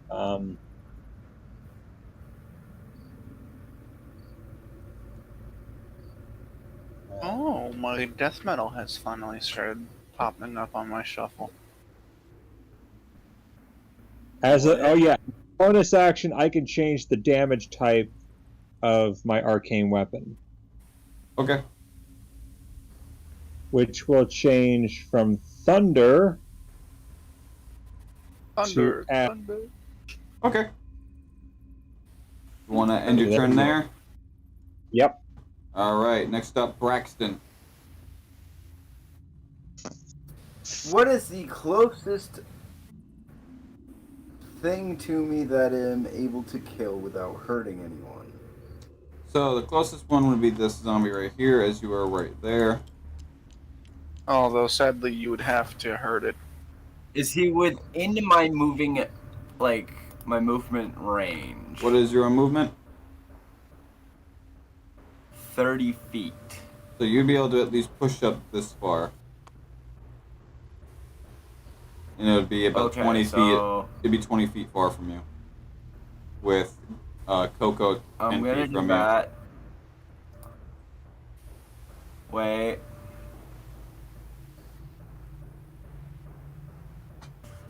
I'm going to use. I'm not sure if this. Wait, would action surge used to take be useful in this situation to be able to move extra? So what you could normally do, action. I was gonna say you could already use your main action right now to take the dash action, push up, and then use your action surge to actually make out an attack. I don't believe I have dash though. I'm looking at my feet right So you now. you don't- No. It's You just can it's use a your main action two as dash. a dash. Yeah, it's not a feat. It's just It's it's dash to get closer. yeah. So Yeah, let me pull just it. double And I your am movement still speed. sneak. Where is Basically, what you do, yeah. There yeah. it is. So so as an action, you can attack a spell, dash. You move extra distance this turn equal to your current speed after applying any modifiers. You take the dodge action, escape, grapple, help, hide, improvise, ready, search, shove, stabilize. The dash action is basically just doubling your movement speed Yeah. in place of your main action. Yeah. You literally use. Okay, You so only I'm get a gonna bonus take action. that dash, get up to it. How close am I to the zombie now? Literally nose to nose as it rolls a fucking 7 for its perception check. So you're just full blown, just the fucking cop from Cloudy with a Chance of Meatballs, Flintlock Wood, and it's just, huh? So I'm gonna use Earl! I couldn't think of his fucking name. Yeah. my Let- my sneak attack roll, which gives me advantage already. So I have I already have some pretty good advantage. Let's be real. It's I'm gonna Mr. T. take my great sword, All right. So use your action surge. Give your and main I'm gonna action. try and chop it. All right. So use Yeah, your I'm dash gonna action. try and Use chop your it in action. half. Okay. Yeah. Use your dash. Use your action surge. Get a main attack. It doesn't see you, so go ahead and roll me a. Instead of main, I'm gonna use sneak attack to attack it, considering it can't see me. Wouldn't Because your that's sneak just attack extra be a- advantage that I. Wouldn't sneak attack just be a casual thing? Let me look real quick. Well, I'm assuming you allow stuff like this to stack, because it says once per turn you can deal an extra 1d6 damage on one creature you hit with a weapon if you have advantage on an attack roll. Oh, so. So when you I use just your did- when you use your action surge, you use your newly found main action to attack it, and because you would have advantage because you're technically stealth, you would have advantage on it. So if you hit it, on top of the damage that you're already dealing, you deal a d6. So go ahead and roll me with advantage to hit. If I don't drop my d20, that'd be great. 15, 20 Natural? to hit. Natural Yeah, 20? natural Okay. 20. Okay. So go ahead and roll me out that damage. Oh, what? And I'm using a great sword for this. So it's 2d6. So 2d6 slashing. 6, 12, and then I get another d6 on top of that, because sneak attack. So you got 6 and a 6 3 6s, that's 18. times 2 is 30. So yeah, as you just straight book it full-blown speed, draw your great sword, and just straight hack this thing in half diagonally, just samurai style. So clean and so quick that anime style you watch as its body just ever so slowly slide down the cut and just fall limp. You know what's something you should Nice. bring out sometime in the campaign? Boneless. I should bring out a skateboard trick? Okay, I'll do that sometime. No. Boneless. Yeah, bring out the as in coffin. The, Flip table for the Sure, I'll do a monster. It's kickflip the on opposite. the table. Just start grinding. It's what happens to the flesh on some skeletons. It's literally a pile of flesh and organs that's animate as a monster. Do a 180 ollie. First level spell is At that point, that'd just be a front side or back side. Oh, 180. fair enough. Can you do a dismount? So, And then First remount? level spell. Pyro, Is can we that- just add this on top of my kill for style points after I scratch the second one in there because I will keep count. Yeah, but nothing beats Greg beating motherfuckers with beating motherfuckers. Bro, session fucking 1, I swear to God, that was the funniest shit I've ever seen on a first session. And turned I've seen himself into a pickle. and I am scarred for life with the census because of a campaign on session 1. Yeah, no, What? I wanted to steal all that shit, but then I learned the rogue I was creating to be a thief wouldn't be used for the main story. So then we got Greg. And you know what? I wouldn't change Greg for the world. So I DM. mean, I mean, ever so slightly Pyro, I would. after I keep kill more the for his thing, as I'm watching, hero. like, I don't look at it and I put the great sword back. I just want it to be said that the body splits apart after I put the great sword back. Oh god, damn it, just Oh, like you that. bifurcated them. You fucking just slash them and just as you sheath it, just click. Just fucking anime style. God No, damn it. he just Literally. he barely pulls the Straight up sword out. anime style. DM. Hello. With first level spell, is it 30 or 75? 35. It's enough. 35. Okay, so 9. So now It's he a has no. 2 scratches in his great sword. Nice. Alright. So with that being said, Minea. Where's the fireballs? Okay, someone will Where's the like fire? right next to Greg. Not right next to him. Just a little bit behind on the left side of Greg. Okay, here you go. No, a little bit further. I got 40 movement speed. I can move. Okay. How far away is that one dude in the middle? About 25. Okay, great. He's within it because my range is 60 feet. I'm gonna need that one guy to make me a dexterity saving throw. Natural 1. Natural 1. Well, that's great. So, how do you like work critic? So for saves, a nat 1 is like a critical fumble. Okay. At least for spells. Okay. Ouchie then. So, he's going to take. Holy shit! He's going to How much did you He's roll gonna out? take 6.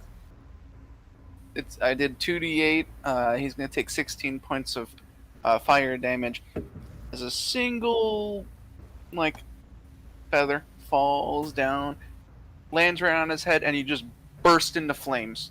And drops into ashes, killing him instantly due to the critical fumble, dealing 32 points of fire damage.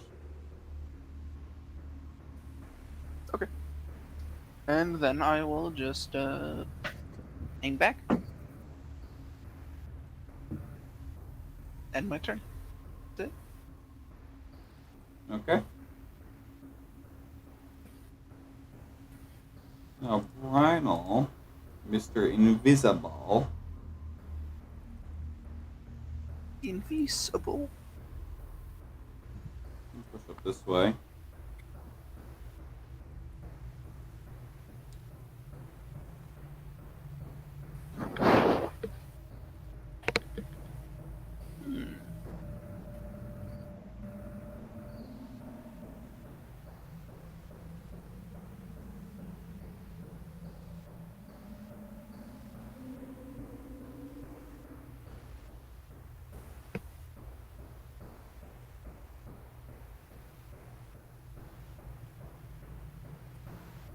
We still alive, or? I'm reading. Okay. He's trying to make sure something. Yeah. Okay. So yeah, he's just gonna push up and Oh, just stand anyhow, there. Pyro. Yes. Pyro. Did you see the thing I sent you in private messages at all? I am now. I think. Oh.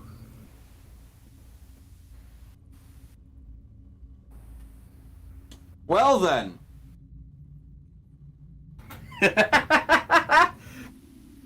Apparently, when you go to a tavern and ask for a buttload of booze, you can now actually know what you're talking about, because a butt was a medieval unit of measurement for wine, and technically a buttload of wine is 126 gallons.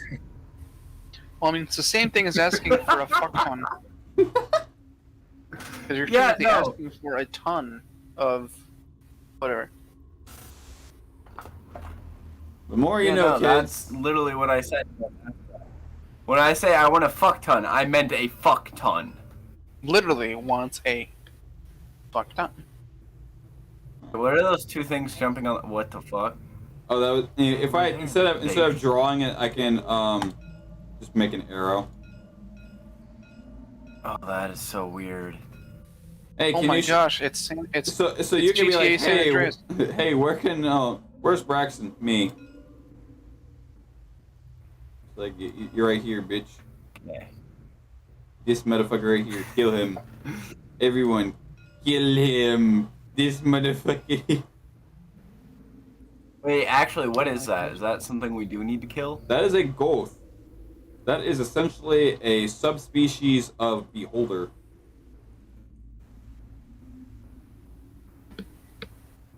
The amount of jokes I could make Braxton go full Steve Irwin and be like, look right over there, right over there. That right there's a bitch. Crocky, mate. Nice. I'm gonna kill it with my sword. I'm gonna poke it with a stick. See, we take a thumb and we shove it up. Alright, being the amount of time we have and the amount of enemies left on the field, I'll say let's go ahead and wrap up things here, and then we'll recollect and finish next time. Hold on, wait. How close is the closest thing to Greg?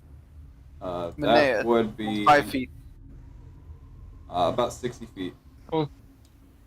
Close enemy is 60 feet? Yep.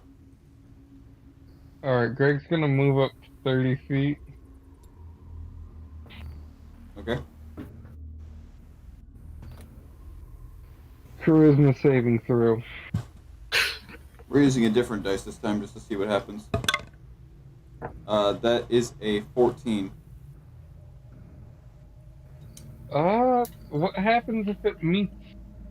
I am a meet or beat. So, that would be a success. Would you mean, I mean, would it do, like, half? Yeah, so for this case, it would do half. So, tell the person who's casting it. So it takes 6 Estimations are off. The fire math is damage? mathing. It would take how much? It would take how much fire damage? 6. Because it's 10 plus paladin level. Minus 6 HP, just so I know for context next time. When I just mouse over it, it's just minus 6 HP. Okay. Alrighty. I'll go ahead and save the map. And I'll go ahead and end the stream here, and I will see you all next week. Indeed. Pyro, I'm literally just waiting for the power supply for the computer to show up. That's all. General Grievous, fucking leave! No one asked! Leave! Please! No! Leave! What the fuck?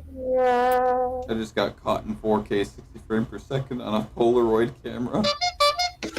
I already know I'm a clown. I might as well be the whole damn circus.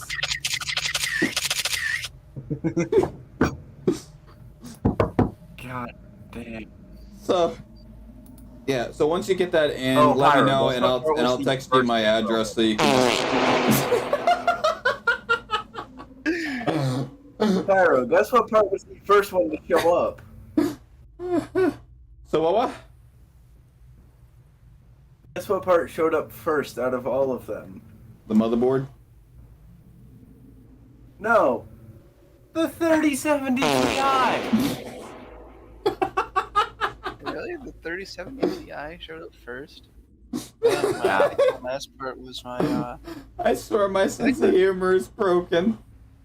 the last part of You're like Markiplier, you still laugh at fart jokes. No! No! I will not laugh at a stupid fart joke. No!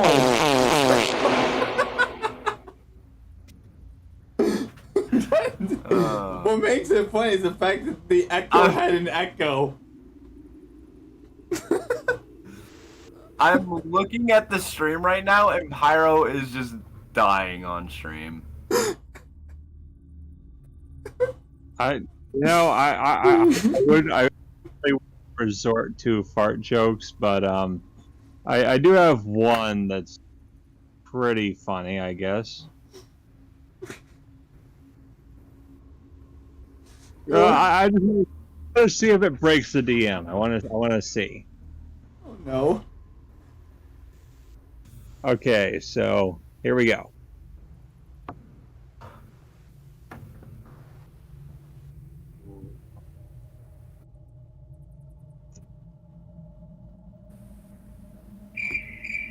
Yeah, I was about to say, me too, man.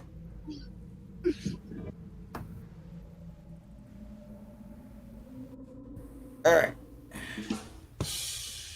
Hey! You hear the bacteria? It's like, oh, it's absorbing into my beard. That's gross. Okay. I don't spend time trying to impress people. Alright, on that note, I'll go ahead and cut the stream here, guys, and I will see you all next week. See yous. I should have all the parts by next week. Okay. Just let me know when to send you my address so I can get all this stuff here. I should have my PC If I can, fully if I'm together able by to next YouTube week. it, because what is it? Just a air-cooled system. You've also got a bunch of wire management and stuff like that. I mean, you could YouTube it. It's just I'd be hella careful. Oh, a big disclaimer. Big fucking disclaimer. You will see everywhere on YouTube them just putting a pea-sized fucking thing on the center of the CPU. Don't fucking do that. What you want to do is you want to take that pea-sized thing that you just did, and what they will do is just take that and just immediately put the CPU cooler on. No, you want to take that and actually physically spread it across the whole CPU. Yeah. Literally, Oh, I your was finger gonna do, perfectly because fine. I recently just helped my buddy build a PC for his stuff, and I kind of use that to learn off of. And he had me do that. I mean, yeah, But, your hand's gonna get a little messy, but all you take is a little like isopropyl rubbing alcohol, and it comes right off. Not Or even. hell, I mean, Not I think even. most, I was able to I go think dip most it in oil and thermal then go use the stuff I use at my shop to wash my hands and get it off. That works too. I think most thermal pastes actually come with a little spatula. News to me. I mean, some. Mine didn't. But Mine didn't. I don't know. I've never had thermal paste come with a spatula. My fucking what's it called? What does the thermal paste usually come with? Here, see. Typically, it just doesn't. It comes with the cooler. Yeah, cause mine didn't come with my cooler didn't come with the fucking thermal paste. I had to buy it separately. Yeah, there's a lot of coolers out there that come with it, and there's a lot of even more coolers that don't come with it. Does the cooler you bought me come with it? Only one way to find out. But wait, what's the cooler? What's the cooler? I thought I had it bookmarked. I don't. Fuck. It's not a Nope, that's the Tuma. wrong thing. I need to go. Alright. We should pin that message, Pyro. Unless you already have it. You. All that. What's the cooler?